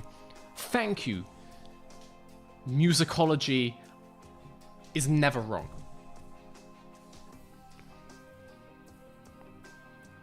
So just watch your ELO video, man. You put much energy into it. The content we didn't think we needed. That's kind of what we do around here, yeah. That's not a trumpet. That is a trumpet. Oh my god. I can't... We're meant to be playing F1 Manager. We're meant to be doing Q2, guys. A trumpet is a brass instrument commonly used in classical and jazz ensembles. The trumpet group ranges from the piccolo trumpet with the highest register to the bass trumpet. Trumpet-like instruments have historically been used as a signaling device. What do you mean trumpet-like? That's just a type of trumpet then. Wait, okay, let's just look at... Is a tuba a trumpet? Tuba is Latin for trumpet. You may be a musician, you may be a musicologist, but are you a Latin student? We're going classical on this one. I won this argument 3,000 years ago, lads. Learn your Latin. A person who plays tuba is called a tubaist. That can't be true. That's very silly. Guys, IndyCar is just smaller F1. I agree. I agree. You're trying to use that as a fact again. I fully agree with you. IndyCar is just smaller, worse Formula 1. Technically, the actual racing is very good. Don't take that out of context. How did we get here, Mr. V? Well, you guys are trying to gaslight me and tell me that a tuba is not a big trumpet. We'll go back to F1 Manager. We'll go back to F1 Manager, all right? I've won this argument. You can't tell me otherwise. I've won. We're going to emergency manufacture this chassis. Done. And put it on the car. Thank you. And we're going to, I suppose, emergency manage this because otherwise he's not going to be taking part. It's a good thing we have all this spare cash. We're not projected to be in debt at the end of the season. Otherwise, this would have been very bad for us. To be fair, we're getting a lot of those race bonuses because we are very, very fast. So, could be worse. Let's go to Q2.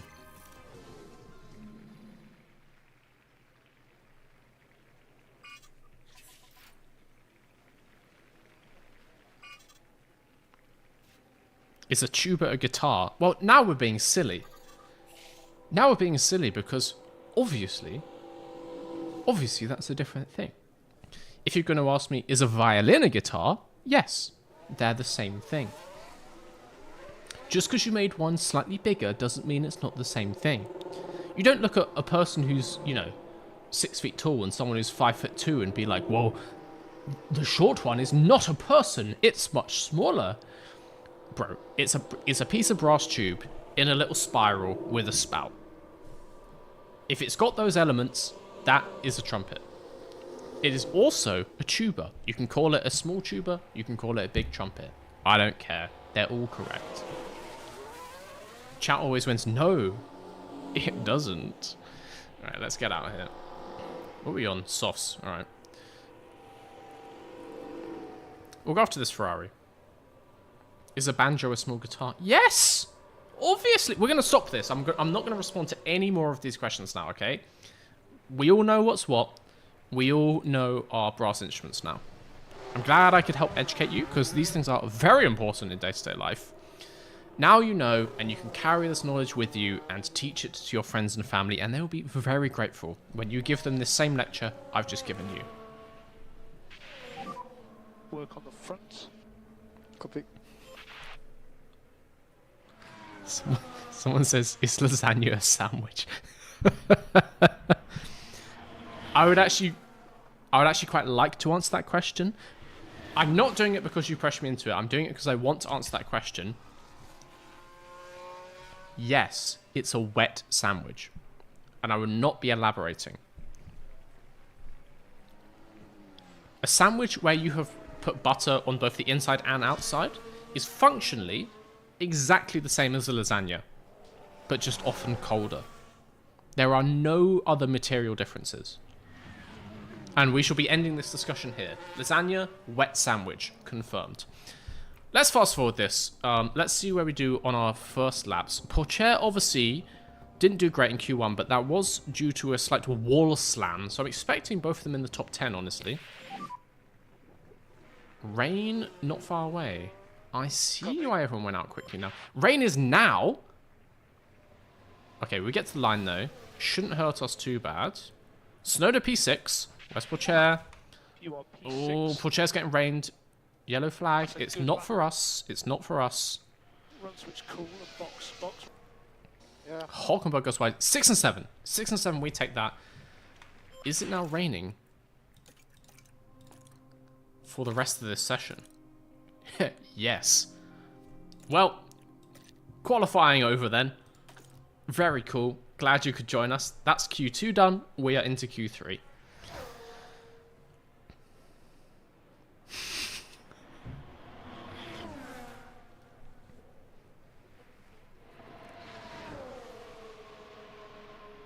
Mr. V just insulted the whole of Italy. A true Italian would agree with me.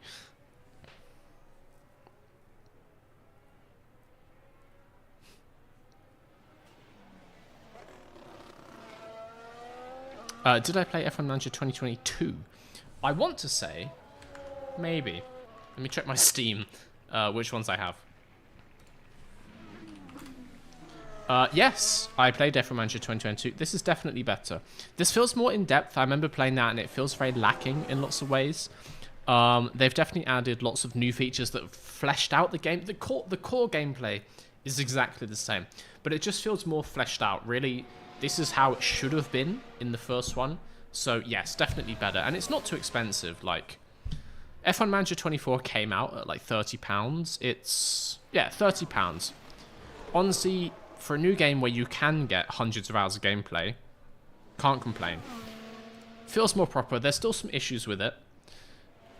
There's still some weird, unrealistic things. I don't like how when you're stuck in gravel, you just teleport back to the track. Give me a safety car. But it's decent.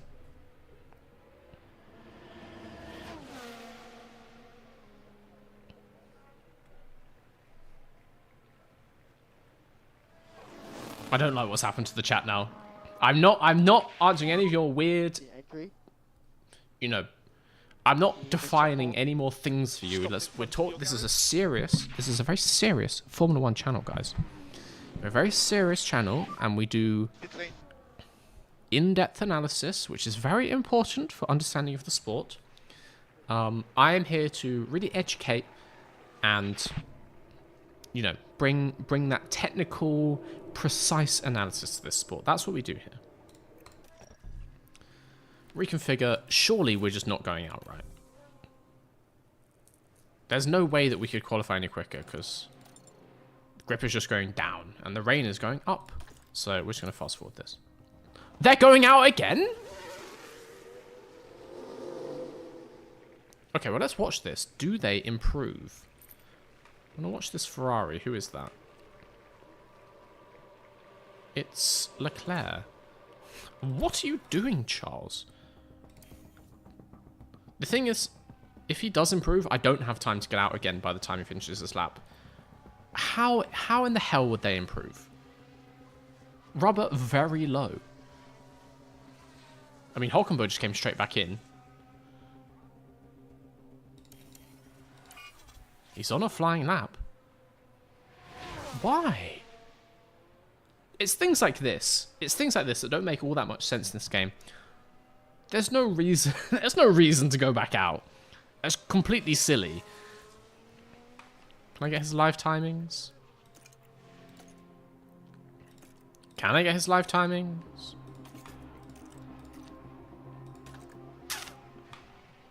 Ah, wait. Yeah, there we go. Yellow sector 1. Just about to finish sector 2 in a second.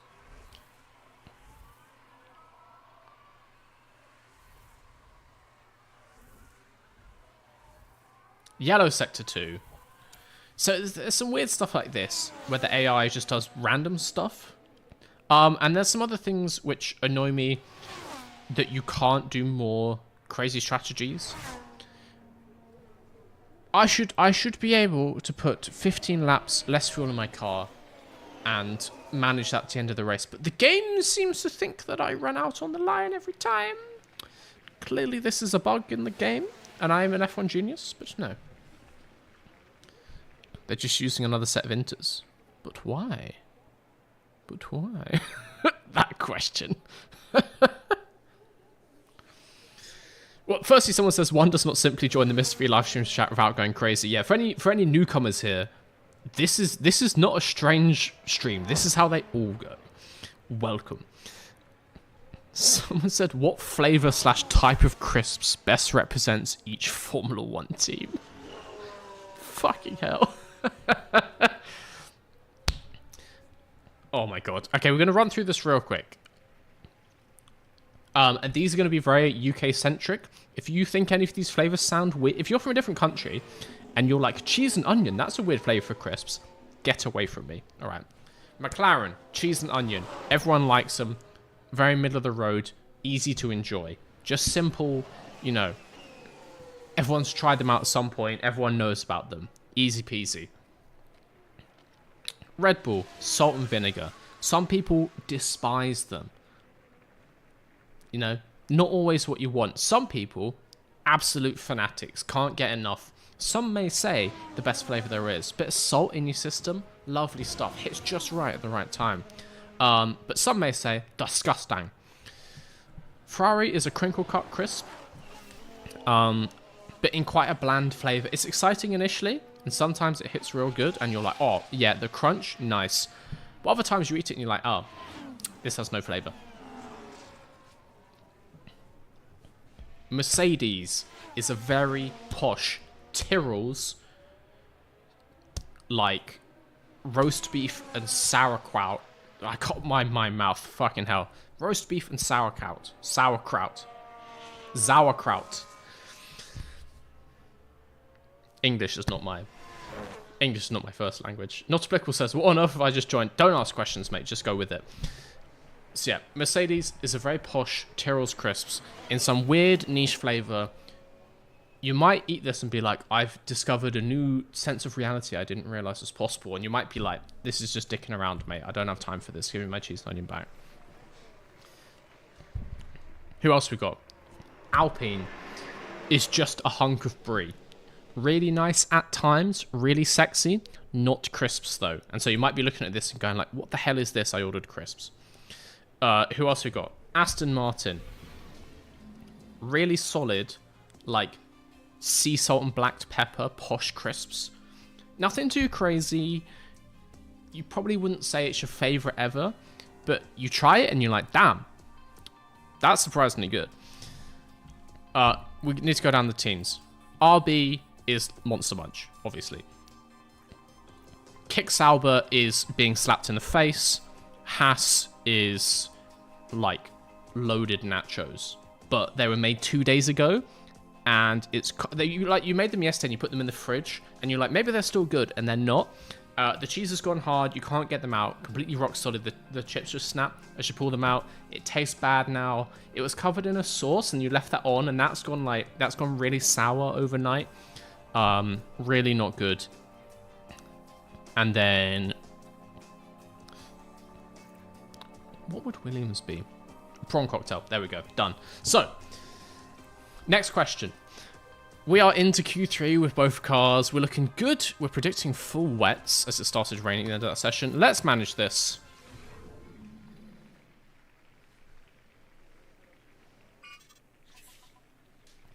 Fails to say a German word. Claims he's bad at English. It's pronounced differently in English, okay? I can say it in German for some reason.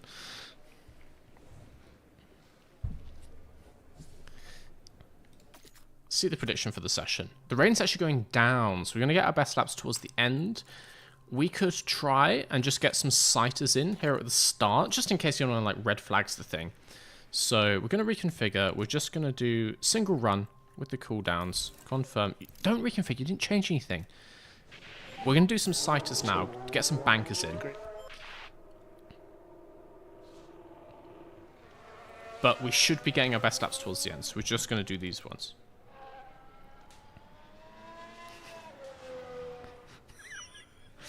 The V stands for very F1 professional talking. Bro, I can't speak. Don't make fun of me. It's mean, alright? I can't help it. You complaining about beef and sauerkraut? That sounds nice. That's what sauerkraut is for. You put it as an accompaniment to a larger savoury dish. Put it in a cold beef sandwich with some other vegetables. Nice. I love sauerkraut. We have like a massive, massive jar of it in the fridge. Keeps you healthy. Keeps your gut churning. You gotta eat those fermented foods, guys. I'm 97 years old. Look at me. It's because I eat my sauerkraut every day. Superfoods, honestly. Someone says, I really want a Snowdium, and it's very possible. I still think we're going to qualify kind of like 6, 7 as we normally do. Whenever I think we're going to do well on a circuit, we are very mid. Whenever I say that a circuit is not suited to us is when we do our absolute best. And also, we're pretty good at doing strange strategies in the rain. This is a circuit that I said wasn't suited to us, and it's raining. So I think there's a chance we get some weird situation where Yuki ends up leading this race.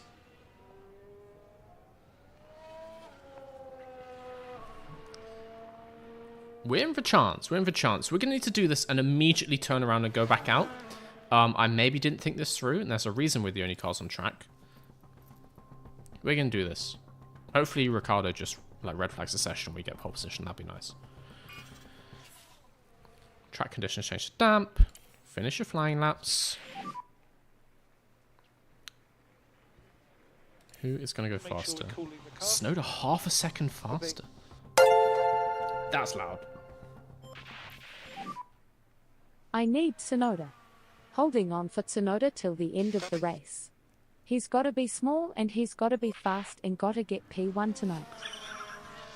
I just realised what that was right at the end. Gail, thank you for the £5 super chat. We are all holding out for a hero on this fine, wet Belgian afternoon. There's always a chance. We are so close, and we're in that kind of situation where if the stars align, if we play our cards right, and particularly if we sneak some extra cards up our sleeve, we could get our very first Synodium. McLaren is just going out now, which is not fun. Do I just go on the same wets? I think I do. Do that. You better put fuel in right now. I think we just go straight out now.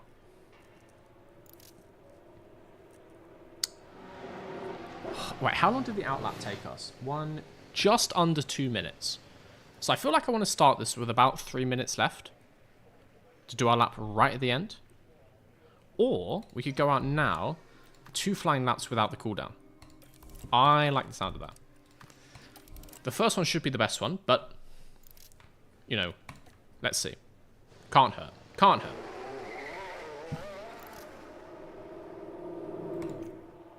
Get out there.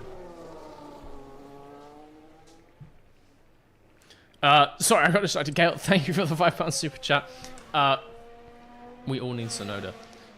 I have a really weird feeling about this one. It could be the sheer amount of caffeine in my bloodstream, as always. Hell yeah. But I've got a weird feeling about this race. I think something's going to happen. Tonight could be the night. Thankfully, there's a 24-hour co-op. Is it 24 hours? No. What time is it shut? Wait. No, there's a 24-hour corner shop the other way. If we need to get the beers in, guys, for that Shoy, I've got you covered. Don't you worry. Offer still stands. First time we get a Snowdium or a Teodium, we're doing a Shoy. Stick around. For those of you who just joined, who didn't catch at the start, we are streaming today. We are streaming Wednesday. I plan to stream Thursday, but personal life stuff, just stay tuned on the Discord. Definitely Wednesday, though. And then also Saturday, a couple hours after qualifying finishes. 3 or 4 streams this week. We're going to get through this season of F1 Manager. Car's getting better. We're getting better. We're getting closer and closer up in those points. We are going to get a Synodium before the end of the season. You mark my words. Alright. Tsunoda actually doesn't improve. If that was his first flying lap. Intriguing. Maybe that wasn't his flying lap.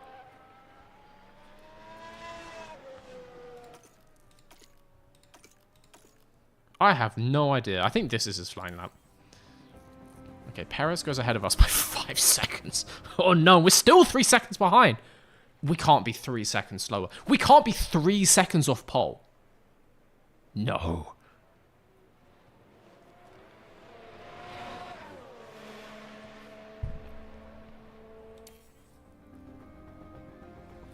We can't be 3 seconds off.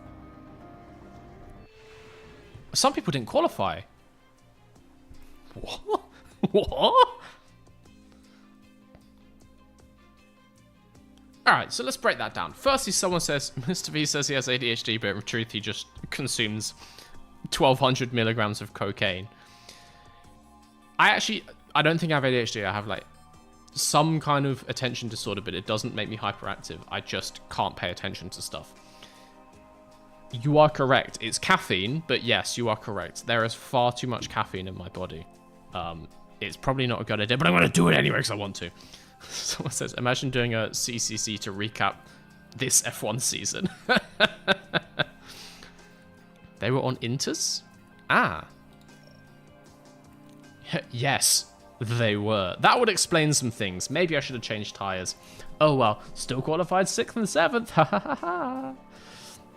Max Verstappen is just trying his, like, P8 to P1 challenge. He remembers Spa fondly from 2023, and he's just trying to recreate that. We failed up, guys. We're still in basically where we should have qualified, so We take those. We take Well, it's those. a fantastic turnout, as it always is here in So, Belgium. Oscar Piastri says, hype me up, I'm going to win this race. No, you're not, mate. You are finishing behind us. Motor car racing didn't have the best of starts at Spa-Francorchamps. Only one driver registered. Yeah, I probably should have changed the inters. In retrospect, you've got a point there. Right, before this race starts, partly cloudy.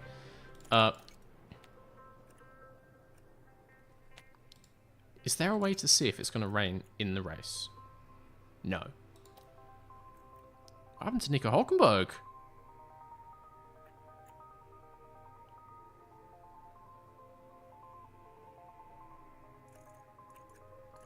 What am I looking at here?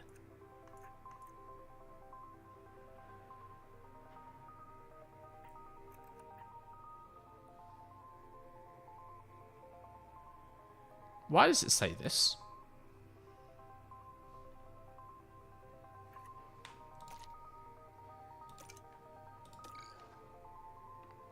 We're 6th and 7th.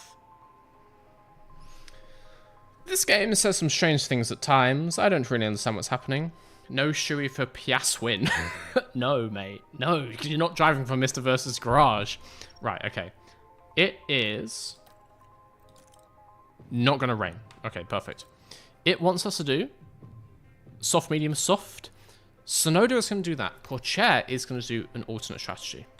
Do we have a medium hard? We do, and it thinks it's 15 seconds slower. But if we change it to a hard medium, we can.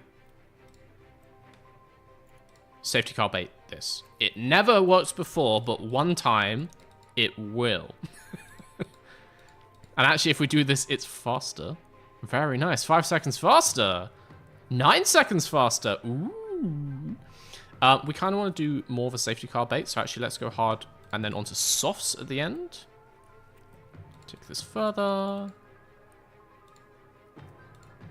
2 seconds faster.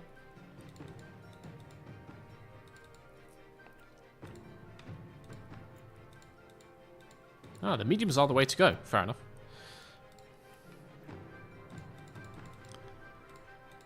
What's this about there?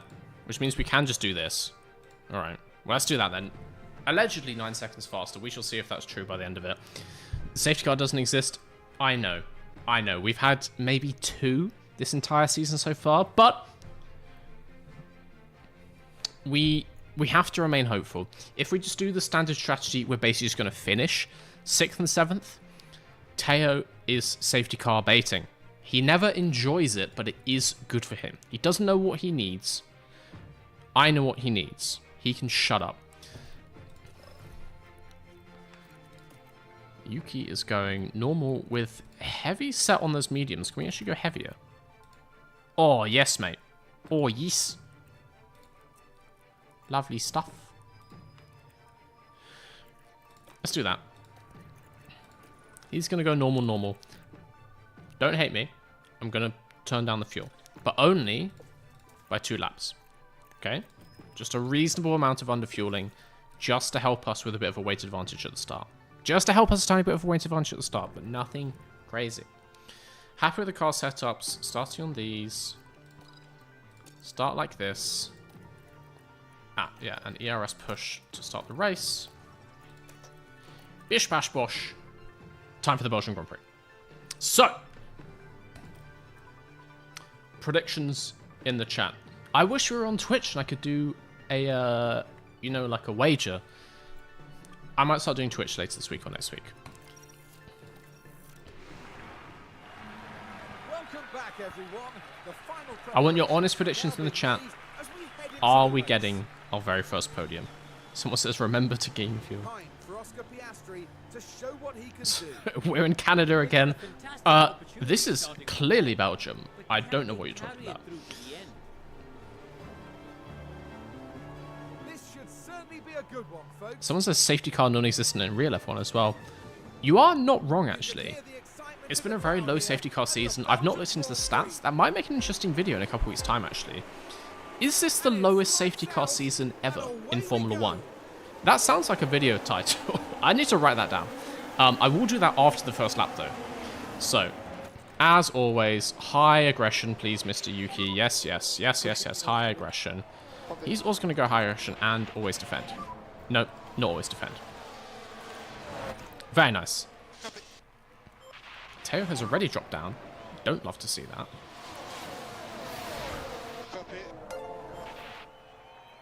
Ooh. Yori 1234. Not become screen enthusiast. Resubs for another month for the podium hopium. Hell yeah. All we have is copium, so we're gonna use it. We are gonna use it. Thank you for rejoining the chat. I don't know what to say. What's the term? Remembering? Remembering?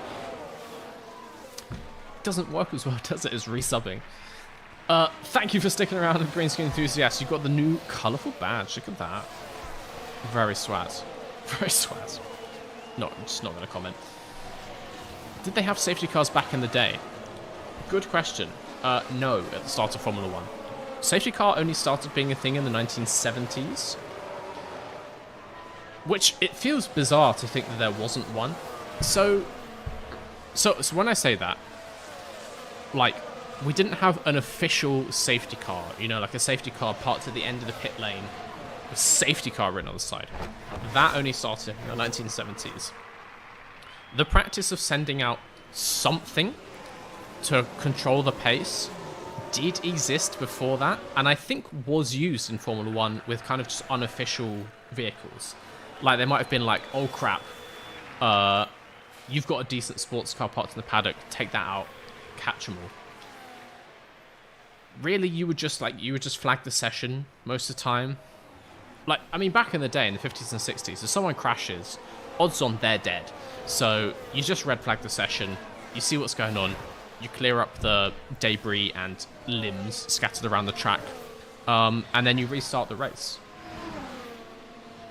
Someone says, back then they said, what is safety? Genuinely though, yeah, that's kind of how it was. You sort of just carried on lots of the time.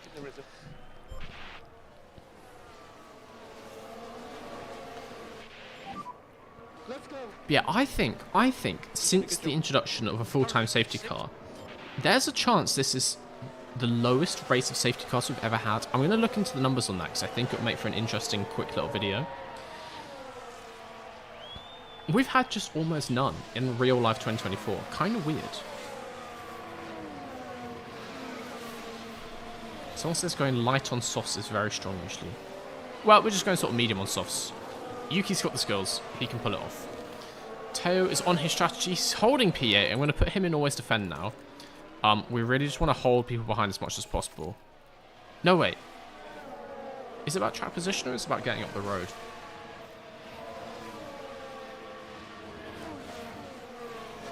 It's about getting up the road. Don't always defend. We just need to be close enough that if we can get the cheap safety car pit stop, it gives us an advantage. So just go neutral. Go neutral. Go neutral. What is going on here? What is going on here, Sonoda?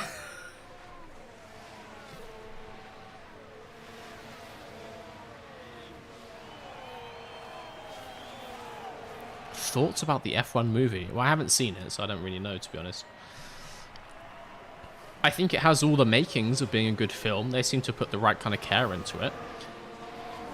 It will live and die on how good the story is. It might just be a really stupid story, and so the movie will just be kind of dumb. If they just gave it a decent amount of care with a story, like they took a couple years to really nail in that story, technically it looks like it's going to be really good with all the on-track photography they've done.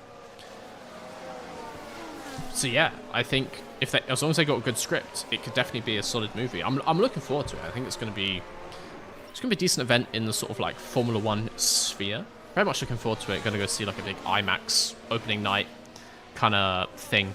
Oh, imagine if I can fandangle some premiere tickets. Ooh. A Leicester Square premiere for Mr. V on the red carpet. Ooh, if I say so myself. Yeah, we'll see. When does it come out, actually? I don't know if we have an exact release date yet. Also, I will speed this up in a second. I don't like that the film is called F1. I think that's stupid. It should be, you know, something subtitle an F1 movie. You know, it should be called like Speed, an F1 movie, or something like that. I don't think they should have just called it F1. That's weird. 27th of June 2025 for the USA. Is that a worldwide release? It must be. 25th international. Hey, US can suck it. So yeah, looking forward to that. It's going to be good. I'll definitely review it at the time because I'm a massive movie nerd. Like, I'm a filmmaker, so I love films. So I can review it as both a film nerd and a Formula One nerd. The perfect partnership. We shall see. Someone says, wait, it's called F1? Yeah, it's just called F1. That's the entire title. Confusing, I know.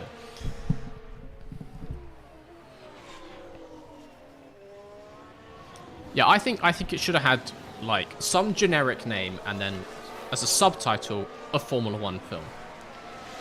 Because I think just calling it F1 is confusing. Because when people are like, oh, did you watch F1 last weekend? And then you'd be like, oh, what race was it? And they're like, oh, no, the F1 film. And you're like, do you mean Rush? Or like the Senna documentary? Like, no, F1. And they're like, it's confusing just language. I don't like that, but we move. I do like that we're so close to both the McLarens up ahead. I would quite like Yuki to get ahead of them. That would be nice.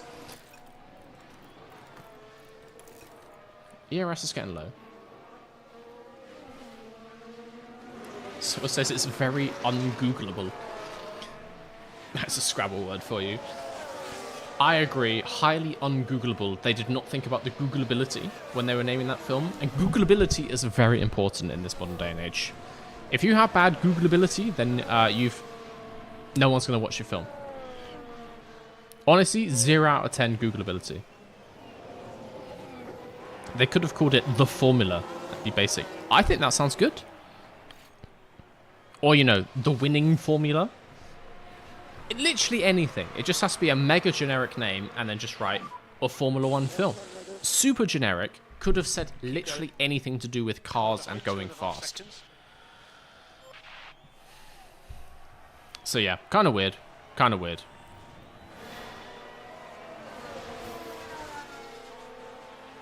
Someone says, I went to the cinema to watch the Singapore Grand Prix. But it was only a boring 2-hour movie about Daniel Joseph Ricciardo. I don't really know what you mean. I would quite like to watch Formula 1 cinema though. It sounds like with that hefty sound system. Nice. To be honest, if someone tries to Google another F1 movie, they'll just get the new one. That might be intentional. They might be trying to take, you know, interest away from old films like Rush and the Senna film. If people don't know what they're called, they're like, oh, the film about Niki Lauda. And they'll be like, Formula 1 film.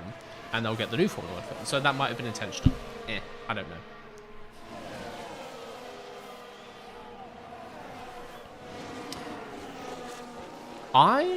I'm not really a fan of how scrappy this race is. I am a fan of overtaking McLarens on pace. We love to see that. We love to see that. It's nice as well because Yuki, well, basically all of these cars, apart from the 2 Ferraris fighting, is keeping them slow, which is keeping Pourchaire in the mix. If Pourchaire can just stay 2 seconds behind this fight, he's on for a banger strategy, particularly when... Who's going to DNF? I'm going to say Piastri.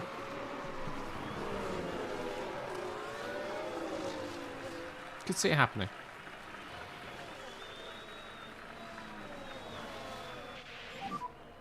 Just has DRS. IMAX F1 would be cool. It would be cool. I don't know if there's any places that do that. I've never seen that. Honestly, put Formula 1 in the cinema and just charge people like normal cinema prices to watch the race. I'd pay 15 quid to go in there for like 2 hours, watch the grid walk and then watch the race in a cinema for 15 quid. Yeah. You need to get like an agreement with F1 Media, but it seems like it makes perfect sense. But then again, I guess Sunday afternoon is a popular time just for normal... Just only one screen. Whatever. It's a good... That's my $1 million idea. If I open a cinema, I'll show Formula 1 in it. Don't worry, guys.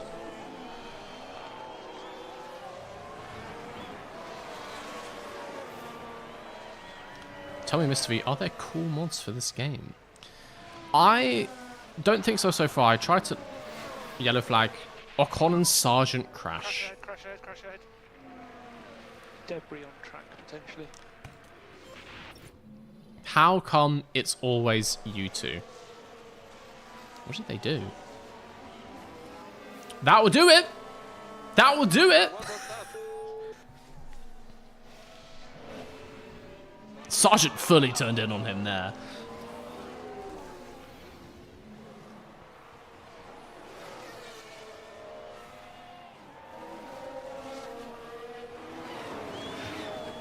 Do we get Crofty commentating in the cinema? Oh, good question. Is it Sky or is it the normal F1 TV feed? I grew up with the Sky feed. I'm very sentimental for Sky. People complain about Sky. I like it. I like the Sky Formula 1 coverage. So yeah, I would quite like Crofty in the cinema. Also, yeah, Martin Brundle with a fucking 7.1 surround subsystem playing his voice. No safety car, of course. Well, we don't want it now. We want the safety car on like lap, you know, 17 just after everyone else pits. Or 20 something, I guess. We don't want the safety car on lap 7. That completely ruins everything. F1 Manager does not have Franco. Does it not? I haven't checked. But yeah, someone asking if there's mods. I tried looking about custom livery mods, and there wasn't anything a few weeks ago. I assume people start to put stuff into it, but it takes time just to get stuff working if there's no proper mod support for a game. Yeah, that's good. You're doing a really good job. Through goes Hamilton in a cinema would go extremely... Yeah, that would go hard. Mate, that went hard just wherever you were watching it. That was so hype live. As in live at home, I wasn't... No, wait. What year was that? What year was Through Goes Hamilton? Was it 2022? Was it 2023? Maybe I was in Silverstone that year. 2022. Oh no, I was at home. That went hard. So that on a big screen with a proper sound system, banger. Someone said Yuki Tsunoda considering team change after team principal making questionable decisions. He's ahead of Lewis Hamilton in the Drivers' Championship. What more could he ask for? He's not getting a better drive than that. He's ahead of Oscar Piastri. I am a Formula 1 strategy genius, and I will not be taking any slander from you guys. You are very mean to me. You are always very mean to me. And it hurts my feelings, and that makes me sad. Do you want to make me sad? Alright, I think we're kind of stuck in these positions. Yuki's pit strategy is lap 18. We're fine on tyres, we're fine on fuel. I'm just going to kind of leave them now. He's going to keep battling with Piastri. That's fine. He's falling back from Norris. We take it, we take it. Let's just go ×4. Kind of just... We'll kind of just watch. We'll kind of just watch until about lap 16. I get the feeling Tsunoda and Piastri are going to keep swapping places. If that keeps us nearby with poor chair, happy, very happy with that. I'm mean to you. I'm mean to you because you're mean to me. We're all mean to each other. It's our lovely dysfunctional family that we have.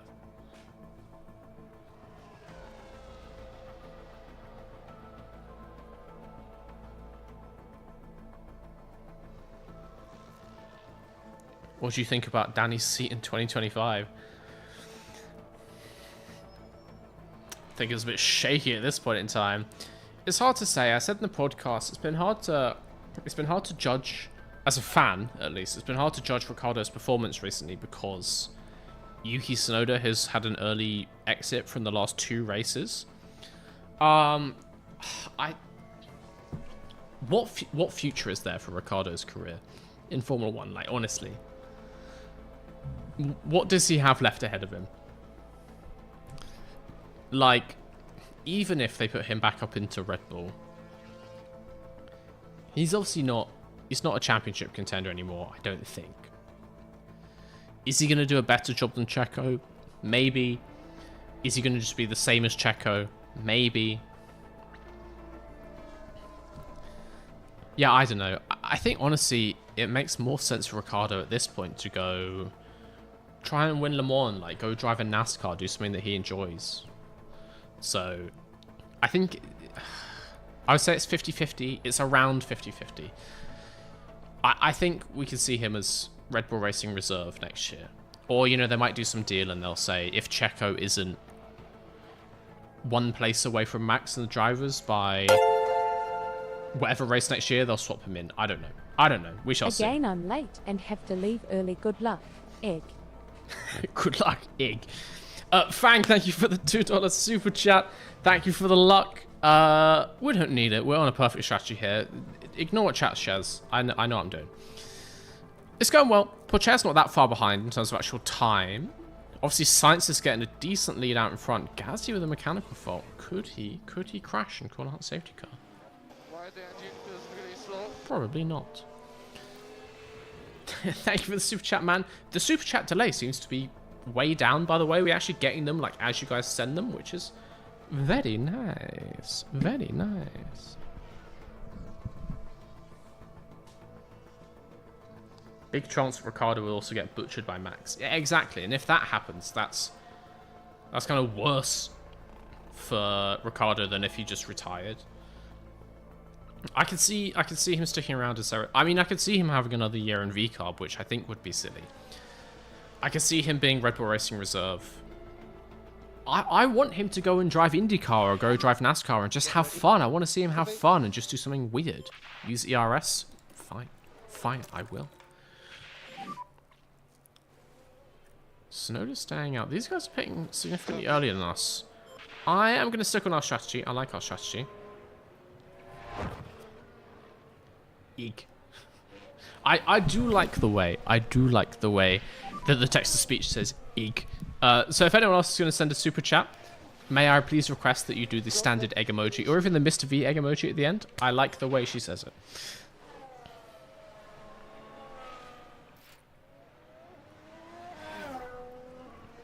Overtake successful. Well done, Teo. He's actually getting ahead of these tyres. I mean, we could go longer, but I don't think that's really... We might as well just go full attack.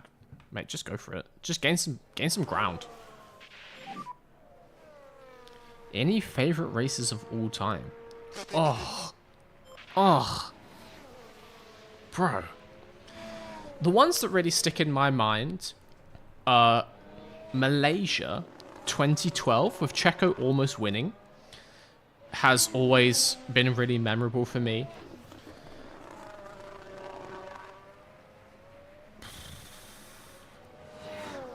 For a different reason, Silverstone 2021, but I didn't watch it.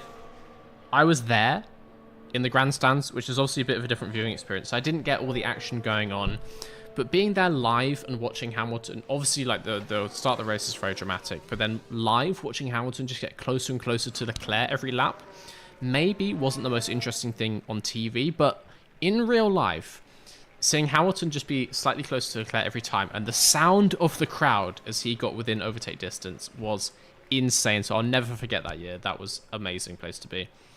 Abu Dhabi 2021, never going to forget that one. Porsche sets the fastest lap. What the fuck? Oh, okay, no, he immediately loses it. But still...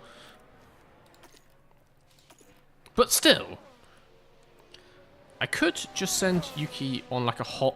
Let's just send Yuki hot now. Maybe let's bring him in a lap early. We can push a bit more if you can. Yes. Copy. Yes.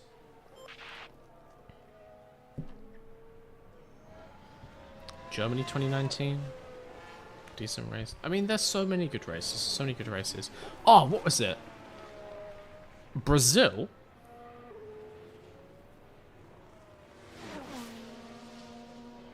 I mean, just end the sentence there. Just Brazil. Every single race in Brazil. Brazil 21, I think is what I'm thinking of. That was a mental race. But also, even Brazil last year? Fantastic. Brazil 2012, again. Just Brazil every year, my guy. Just Brazil. Spa 21. Hell yeah. Okay. Let's bring Tsunoda in lap 17. Do him a lap early. Why does it still show him as lap 16? Oh no, he is still lap 16. The line's there.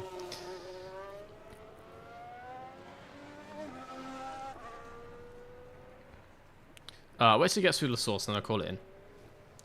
Someone says the one where Vettel spun. Alright. Yuki, in you come. Pit this lap. Lovely stuff. Porchera's pushing. He's just holding those tyres there.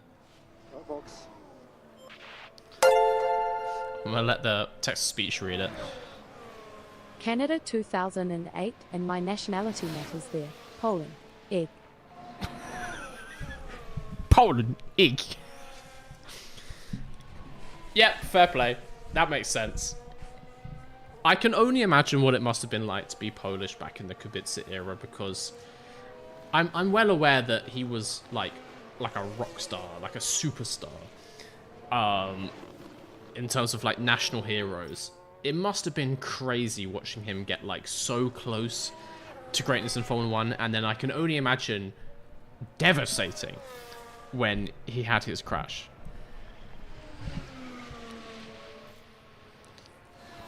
So yeah, I can imagine that would have been big. It really depends. It depends who you are. It depends why you're watching Formula 1, who you're rooting for. Someone says, why can't the F1 calendar just be 20 Brazil races? Maybe the prices would lower enough for me to go. I would be happy with 2 Brazil races, can't lie. It's a good track. But then it would be less special. Like knowing that we always have Brazil near the end of the year, and knowing that it's always going to be, almost always going to be a banger. Yeah. So, you know, you don't want to have too much of a good thing. Yeah, I agree. We savor our Brazils. Just one Brazil, and it's like when you make that perfect sandwich and you get all the right sauces out the fridge. You don't have it too often, but when you do and it hits so right, that's what Brazil's like. And it's so good because we only get the one. The anticipation. Oh, big Brazil fan. Love me some Interlagos. Get that tire off! No. 7.5. Issue. Pit exit clear. I can't believe that. I can't believe that. Behind Hamilton he comes out. So this is P10 at the moment. P10. Car ahead, Hamilton.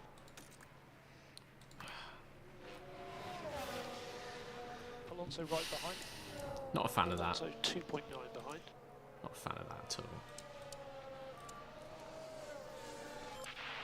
We would have actually still been behind Hamilton without that by about 4 seconds, but it's not fun.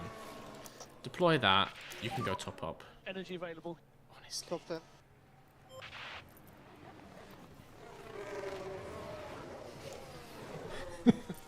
Brazil's like a perfect sandwich, aka a lasagna. I don't disagree. I love a lasagna, my favorite type of sandwich. Someone says, bye guys, I'm having breakfast. Where the hell in the world are you watching this?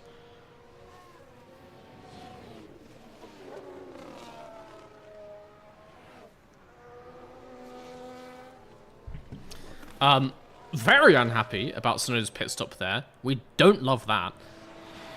Things are going well for Porcher. He's just full pace on the... He cannot degrade his tyres. These tyres are just immortal, so we like to see that. Tsunoda's just in the middle of nowhere, so at least he's in free air, and he can probably catch up with these tyres, which is nice, going heavy pace on these mediums. I think we can recover from this. Hamilton is going to be fighting with Piastri. Yep.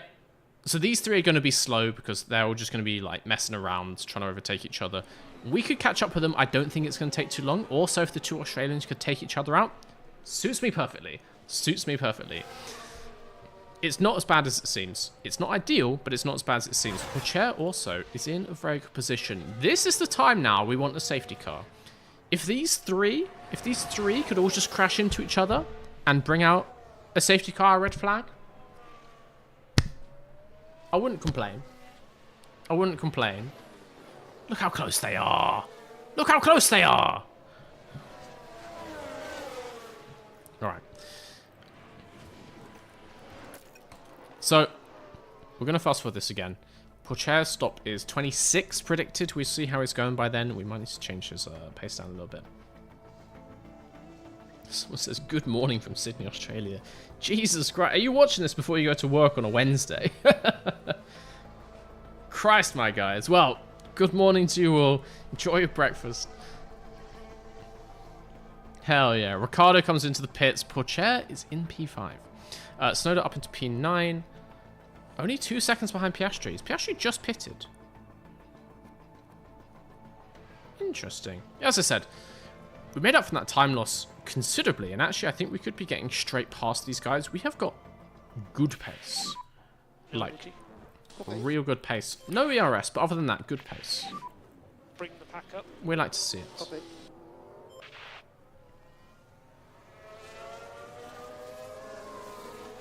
Silverstone, Baku, and Interlagos never disappoint. I think, yeah, I think you're about right. Baku can be not that interesting. Silverstone shouldn't be as interesting as it is, but just is for some reason. Verstappen overtakes Pourchaire. Oh, I think that's because they're right next to each other. It is. But yeah, I would say as well, where else is basically always good? Fuck me, that's loud. Egg_MRV egg BTW Mr. V. Do you wash your bread? Thank you, Falcon, for £2 super chat. Not always, you know. If I'm feeling fancy, if I want to spoil myself, I'll give it a quick little rinse, you know. Sometimes I just can't be bothered. I don't have time. I'm in a sandwich rush, and so I'm sorry to say that I just get it straight out of the packet and straight in my mouth. I'm in so much of a sandwich rush, I don't even make the sandwich, I just put it straight in my mouth.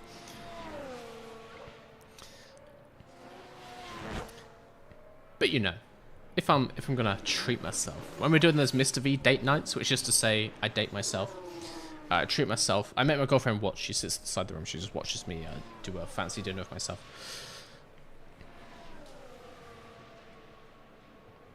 Yeah, from time to time. Vegas not had a boring race yet. True. 100% hit rate in Vegas. I'm looking forward to Vegas this year. I think it's a decent track. It's a very silly track, and I think that's good for the sport. And it just has like a good energy about it, mate. It's just a silly place. But in the like, that's a positive thing, don't get me wrong. It's the right kind of silly. It's Formula 1 silly. Formula 1's a silly sport. Vegas is a silly place. Match made in heaven. I think it could be good again. It comes at like a nice time in the season. 3 races left where still stuff to play for, so people are pushing. Yeah. I really like Austria. I do like the Red Bull Ring. That's a good track. That's a very good track. Yuki's getting hot on his tyres. Deploy that again. You can use energy. Copy. He's on neutral. Where is Yuki? Oh, wow. Okay. If we play our cards right, we could gain 3 positions in just a few laps. Let's see. Baku is the best street race, proves me wrong. I do like Singapore as well. I'm a big fan of Singapore. I like the feel. It just looks good, if you know what I mean. You watch Singapore and you're like, damn. It's a sexy track. Piastri just went fully off. Through... I was just waiting for that sound. Through the chicane. I would quite like to see some kind of time penalty for that. Bread, egg. Text-to-speech was a mistake. Thank you, Author, for the super chat. I feel like we may have opened some floodgates that should have stayed closed. Can Tsunoda get past here? Copy. Pourchaire in the pit window. We're going to keep him out just in case we get that cheap pit stop. Don't ram into the back of him, please. That would be bad, Yuki. Australia as well has been good since the new DRS points. I like the changes made to Australia. I also liked Australia before. Doing the high-speed management. Big fan of Albert Park.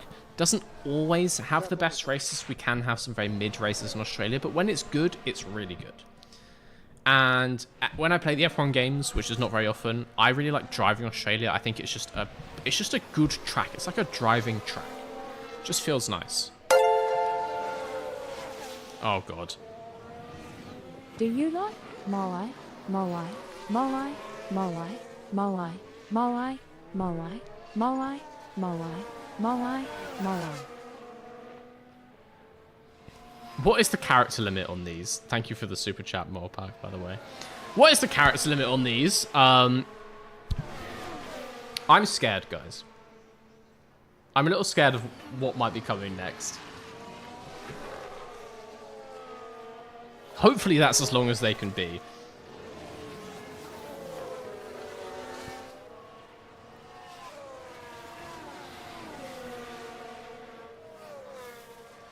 Fifty characters is the limit.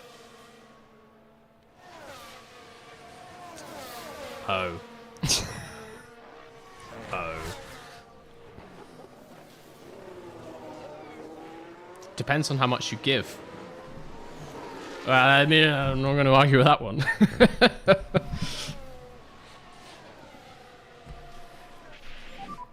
He just has DRS. Bahrain has the most different overtaking pubs. Bahrain is I think Bahrain is actually a really good track. I really like Bahrain. Caution Piastri behind. Generally a solid race. I mean, having it early means that lots of teams are just a bit like weird with their development, so you get some like people out of place and stuff. At least the open floodgates will let in some money as well. Egg. It's up to 150 characters. So good luck. Egg, egg. Oh, that was rubbish. Lucas, thank you for the €5.99. I mean, it works in my favor that you have to give more money to do, but don't, please. Oh my god. I want you to guess something. Out of the full grid, how many cars got damaged at my save Silverstone? Bonus points for retirements. Thank you, Gail, for the super chat. Hamilton ahead of you. Well, considering how this game has gone for me, I'd be tempted to say 0. But I'm going to say you had some weird multi-car pile-up. I'm going to say 9 damaged cars, almost half the grid. Which is what I would like to happen here. How are the tyres? So poor chair can get a cheap pit stop. Yeah, that is okay. How loud is that for you guys, by the way? Like, it's crazy loud for me. Press on. Egg, egg, hamburger, hamburger, bread, bread, taco, taco, slice of pizza. It can't be. She can't say the full word, slice of pizza, 3 words. No. No. God damn. Not loud enough, you guys. It's the ding sound. I want the voice to be louder, but the ding quieter, but you have to change them both. Poor chair is still holding on. He's still holding on in there. Is anyone else not pitted? Surely not. Yeah, obviously. I feel like he's still going to come out, though. Tyres are hot. Copy. I guess after Russell? That's okay. We can take that. We can take that. The ding is loud. The ding is loud. Let me see if I can turn it down. I'll get poor chair's stop done. Is he actually on lap 25? He is. He is. Ahead Okay. of you, Hamilton. We'll call in his pit. Onto his Focus forward mediums. for now. Bish bash bosh. Ahead of Hamilton. Very nice, Mr. Sonoda. Very nice indeed. He can get Piastri still, I think. Let's push ERS on the way in. Actually, it's not even on his in lap, so let's just leave that normal for now.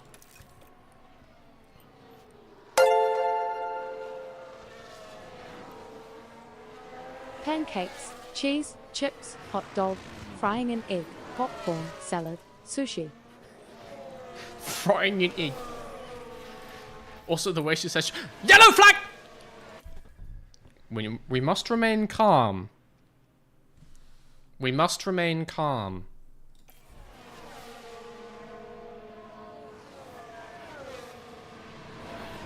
Oh, it's just a Perez This lockup. is Sergio Perez. Things look fine here. Very heavy on the brakes. They were just unable to do much about it. No safety car. Chips. Yeah, they're chips, mate. They are chips, and I'll be hearing none of it from you Americans. They're chips. Can't you just export the ding sound as a quiet? No, because it's a standard SoundLab sound. It's not my sound, it's SoundLab's. I guess I could record it. And, let me see what I can do, but let me bring in Porcher first, because I don't want him to miss his stuff. I mean, he's called in, right? He's called in. Okay, fine. Let me see what I can do. So, alert box.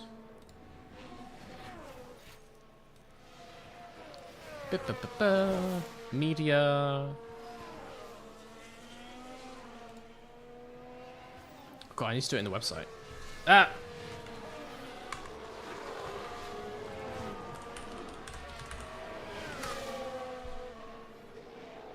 Snowda has a warning sign.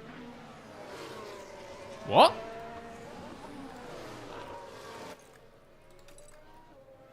Ooh. It's not great.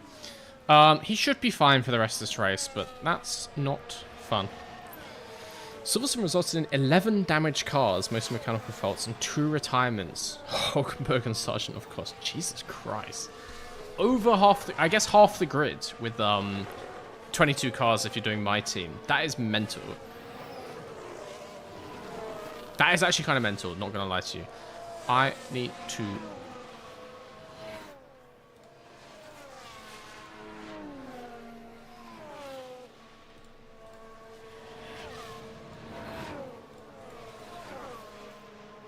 Oh, God. Oh, goodness gracious.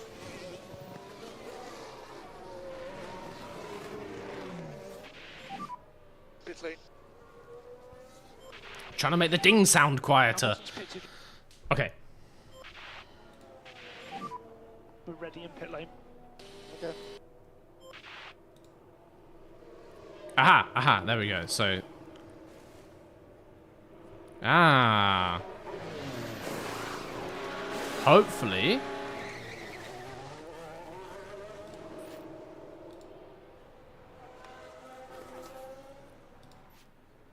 Hopefully... That's a more reasonable volume now.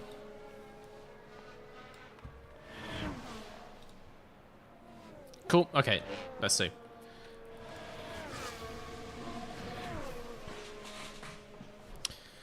Pocher comes out ahead of Hamilton, actually.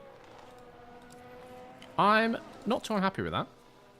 Not too unhappy in the slightest. Also got some of that. We pushed that. Let's push them both, actually. Tsunoda... 2.3 behind Piastri. We've got another round of pit stops for these cars, so something good... He's full pace, and he's still got more life in his whatever. If something curious happens at this next round of pit stops, we could find ourselves ahead of 1 or 2 McLarens. Someone's saying retire the car. No. I'll let Yuki burn to death before I retire this car. He is staying out there. We are getting that P7.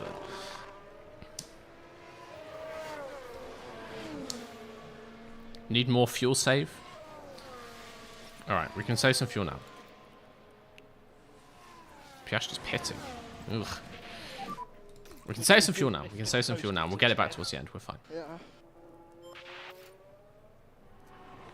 Just saw statistics that Verstappen has had as many non-podium finishes in the last 10 races, 6, as he had in 2020 to 2023 combined. Yeah, that is correct.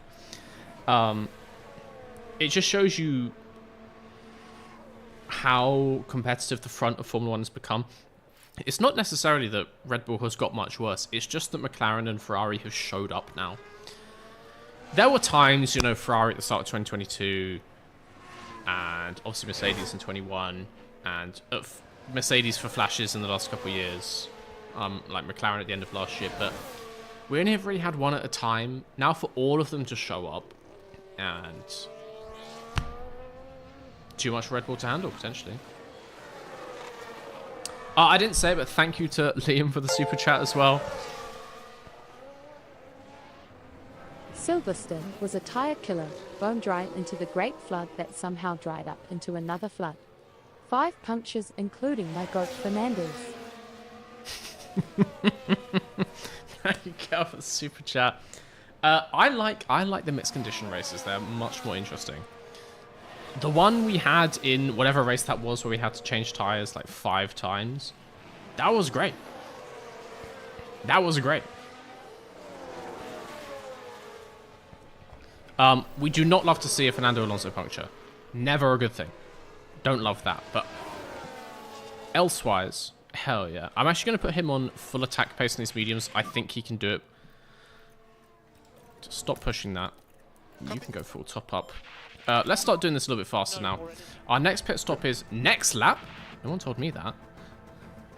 I feel like Yuki could overcut potentially, or is it an undercut track? I think actually it might be an overcut track, because having that tyre life at the end is going to be more important if we can push those softs. Piastri's pitted. Let's leave him out a couple more laps. We're like full pace in these softs and they're just not going anywhere.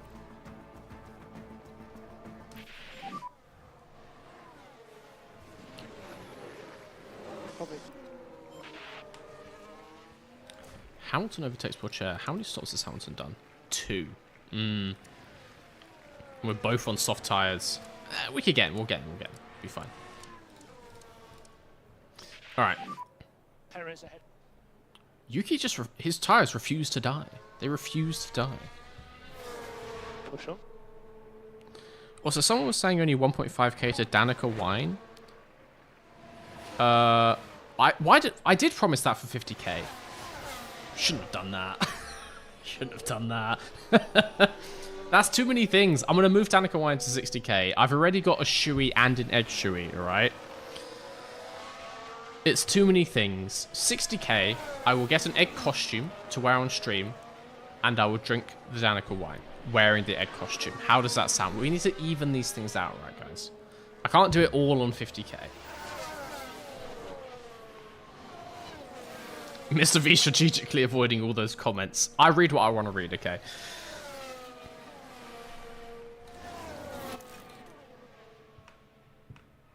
Where the hell did Piastri come from? Oh, it's because we're on low fuel pace. God damn it. Anyway, we've gained back a kilogram in like 3 laps, so I'll take it. Sonoda's tyres just won't die.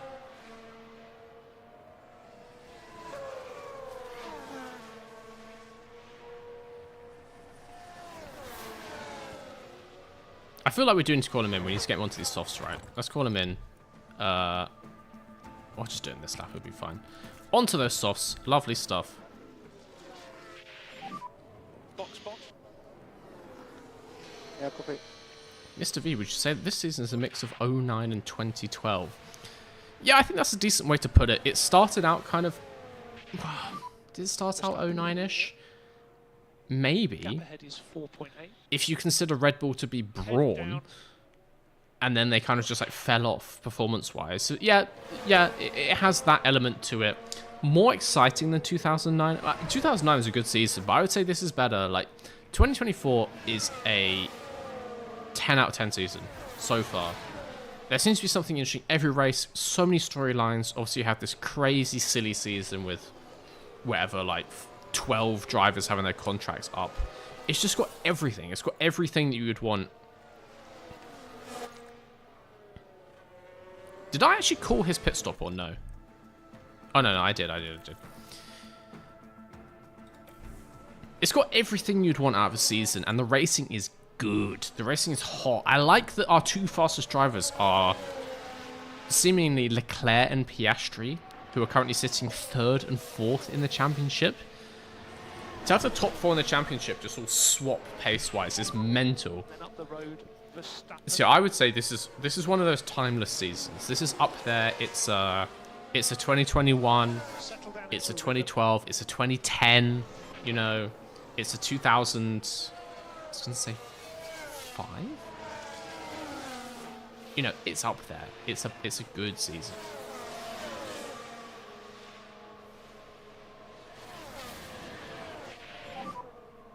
Agree. 4 or 5 rookies next year. 2025 going to be mad. I hope 2025 is mad. This is the entire point of these financial regulations, is to make seasons like this. It's to make racing closer, and so the person who wins one week might come P7 the next week. Like, anyone could win any week. So it seems to be working. So hopefully all the seasons have some element of this. I'm not saying every season's going to be as good as this one, but like, I could see 2025 next season being a banger as well. Russell behind. He's 3.5 behind. Hell yeah. We need to tell poor Chair not to fight his teammate. Let's let Yuki come through. Because Yuki should be coming through, I want to say. I really want to get our fuel back so I can start to use it again. That would be nice. I'm going to start going ×4 for this as well. 2007 banging season. And honestly, 2008's banging season as well. That was a good time for Formula 1. Title fight was naughty in 2008. To be fair, like 2008 through to like 2012, just a great time for Formula 1. Obviously, that's when I was like a young teenager. No, not even teenager. That's when I was just a child. Wait, no, I was 15 in 2010. That's disgusting. I don't like that. Banging time to be a fan of the sport. Like, I think anyone my age, it's easy to be a big fan of the sport just because it was such a good time to watch just for years. Every year was just hot. It was nice. And I feel like we're getting the same sort of things. There's another golden age of Formula 1. So, very happy. Very happy. Love to see it. People are pitting ahead of us, which means Piastri, poor chair, up into P6. Very nice. Ricardo washed. Only made one stop. I don't know if he's going long or if he's going to pit again. Don't care, mate. We're ahead of him. I think he might have gone long, same as us, but he just can't do it. Can't do it as good as Teo. Someone said, holy shit, we're the same age. I don't know if that's a good thing for me or a bad thing for me. Did you think I was older or younger? ERS shit in the bed. I'm not good with it. Yeah, I'm trying to do ERS and chat. Like, it's hard. It's hard, okay? I'm just going to put it like this. I'm just going to go ×4 speed. We're not really doing anything till the end now, so I'm just going to leave him to it. I'm going to leave Yuki on this pace, but I feel like we could turn it up towards the end. Let's see. Let's see. Let's go ×4. I feel like Tsunoda should be able to creep into the points. Ricardo's going to start falling back, so we should get P9. We should finish ahead of him, I want to say, because we're not that far behind. I feel like this Piastri-Hamilton thing as well. We can get one of them at least. We're about to be neutral on fuel, so we can start going there. Then we're going to have some pace. Then we're going to see the pace. 2007-8 actually quite similar to 2024, particularly of how there's massive drama on and off the track. Mate, there's always massive drama off the track. It's Formula 1. But it's good to see the drama on the track as well to back that up. But yeah, obviously the drama in 2007 and 8 was stupid drama. Like, big drama. So that was quite fun. But the whole noughties was a pretty turbulent time off the track. It kind of settled down a bit in the 2010s, I want to say. Mainly because Flavio Briatore wasn't there anymore. Okay, we are back to fuel neutral. We can go back to balanced, and we should start to find some pace. I want to see Pure Chair pulling away from Hamilton. And I want to see Tsunoda getting ahead of these guys. I think he's going to start getting ahead of these tyres. So I'm going to put him on attack for now. We can conserve towards the end. I think we got this. Look at that launch of Tsunoda! Get past Ricardo.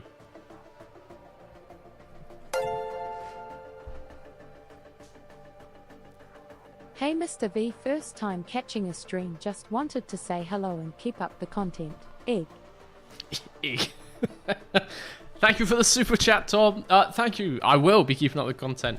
New video coming out in just a couple days. I'm actually going to record it after this, which is probably for the best because I'm completely full of caffeine. But yeah, next video in just a couple days. Maybe 2 this week if I do another GeoGuessr thing. Also, guys, by the way, what do you make of the GeoGuessr? You enjoy the GeoGuessr? Some people suggested it in the Discord, and I was like, you know what? I might be quite good at this. But I surprised myself, to be honest. When I started recording that, I was kind of joking when I was talking about getting a perfect score, but it went pretty well. So I was thinking of doing another one soon where I keep playing it to like actually get a perfect score, because with the right images, I can do it. Like, I've got those skills to pay those bills. GeoGuessr video was great. Mega fun. Loved it. Hell yeah. Well, yeah, I was planning to do another one. Maybe film it in the next couple days. Could be out this weekend. You know, a little bit of race warm-up on Sunday morning. 1 point dropped. Fraud. GeoGuessr perfect score marathon stream. Mate, it's going to be a 10-minute stream. Just going to get it first time. Someone just said in chat, I'm going to come back to it. Someone just said in chat, F1 should bring back Flavio Briatore. He is back. He's there. He's back at Alpine. Mate, he was on the grid. Naomi Campbell was waving the flag and he was there with her. They're good friends nowadays. I had the wrong and I bundled Detroit. Yeah, I know.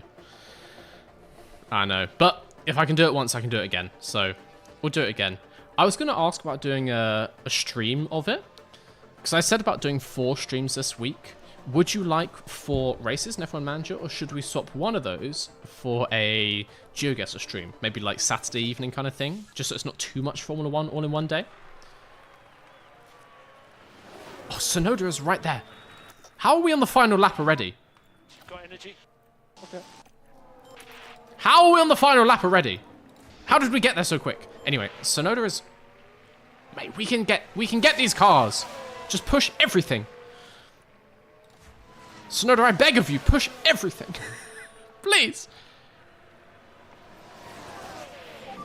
Get this off my screen. Oh, please, please, please, please.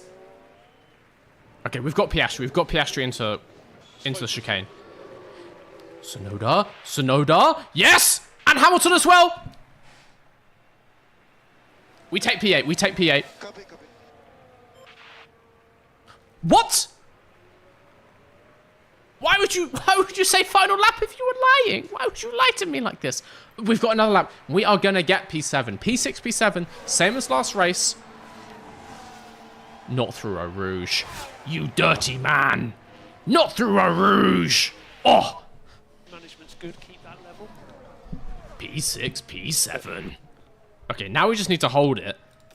Back down to balance there. Those tyres are fine. Don't worry about that. Coast now. Copy. Gonna go the ERS back to neutral. If they get close, we'll go back to push. Oh, okay. Porsche, just go light on your tyres, mate. Just take it easy. You'll be fine. Got a 5-second gap. Just take it easy. Take it easy. Copy. Okay. Okay, if Hamilton gets close, we're pushing these things back up. Don't... Copy. Someone tried to... That's Radion, actually, me. You're telling corner names? To me? The Formula 1 track map nerd?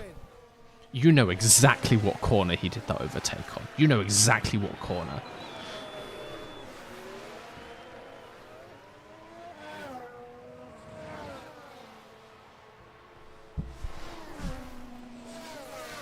We're good, we're good, we're good. Tail's on super light, just taking it easy. Take it easy into that chicane, Tail. Oh, very lovely stuff. We'd love to see it. He's there. He's home. Sonoda, fully goated. Hamilton could never. Hamilton wishes he had skills like Yuki. That's P6, P7. Honestly, it should really have been P7, P8, so love to see it. Ahead of both Mercedes again. Thank you very much. We extend our leads. And ahead of Piastri again. Piastri, F1 Manager Piastri has nothing on real life Piastri. He has been done very dirty by this game. Because he is just nowhere in this game. P7. Fully nowhere. To be honest, Norris isn't fantastic in this game either. I think the technical McLaren just obviously isn't anywhere near as good as real life. Someone says this deserves a shoey. I'm not doing a shoey for P6. Are you mental?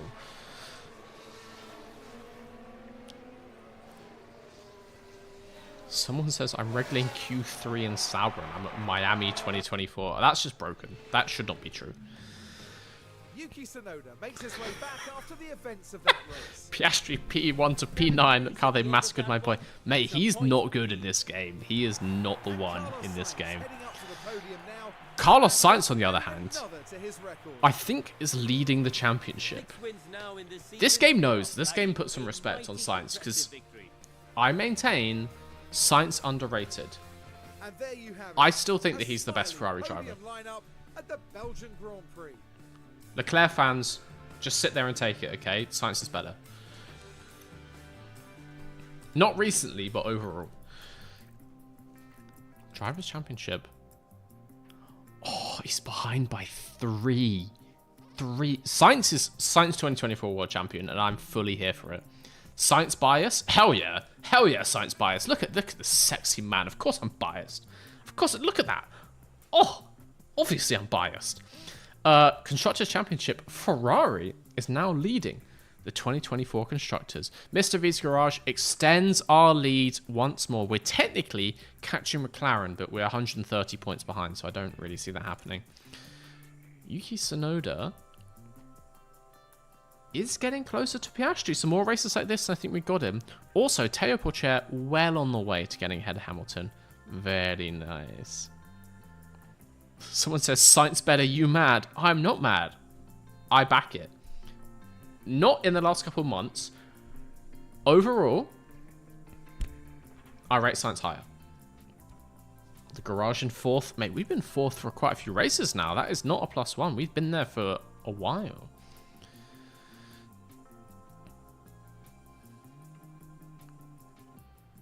Be fun seeing Sainz alongside Albon. It is going to be good. It's going to be interesting to see how they compare. I think, because obviously, you know, Albon knows that car now. He knows that team. So he's got a bit of an advantage to start the year. I think it's going to be very close between them because Sainz is a mega driver. Sainz is a top tier driver. It's going to be interesting just to see where that is. And also, Williams is getting better. That's a point scoring team nowadays on more than just like one fluke track a year. So Williams fighting for like Constructors P5 next year would be nice. It would be nice. We are still absolutely nowhere in the fastest pit stop award. We had what I would imagine to be the slowest pit stop possible of that race. So that's nice. We take it. Porcher getting the P6. Very good stuff. 400 grand in the bank. We need that because we spent 3.2 million on emergency construction. What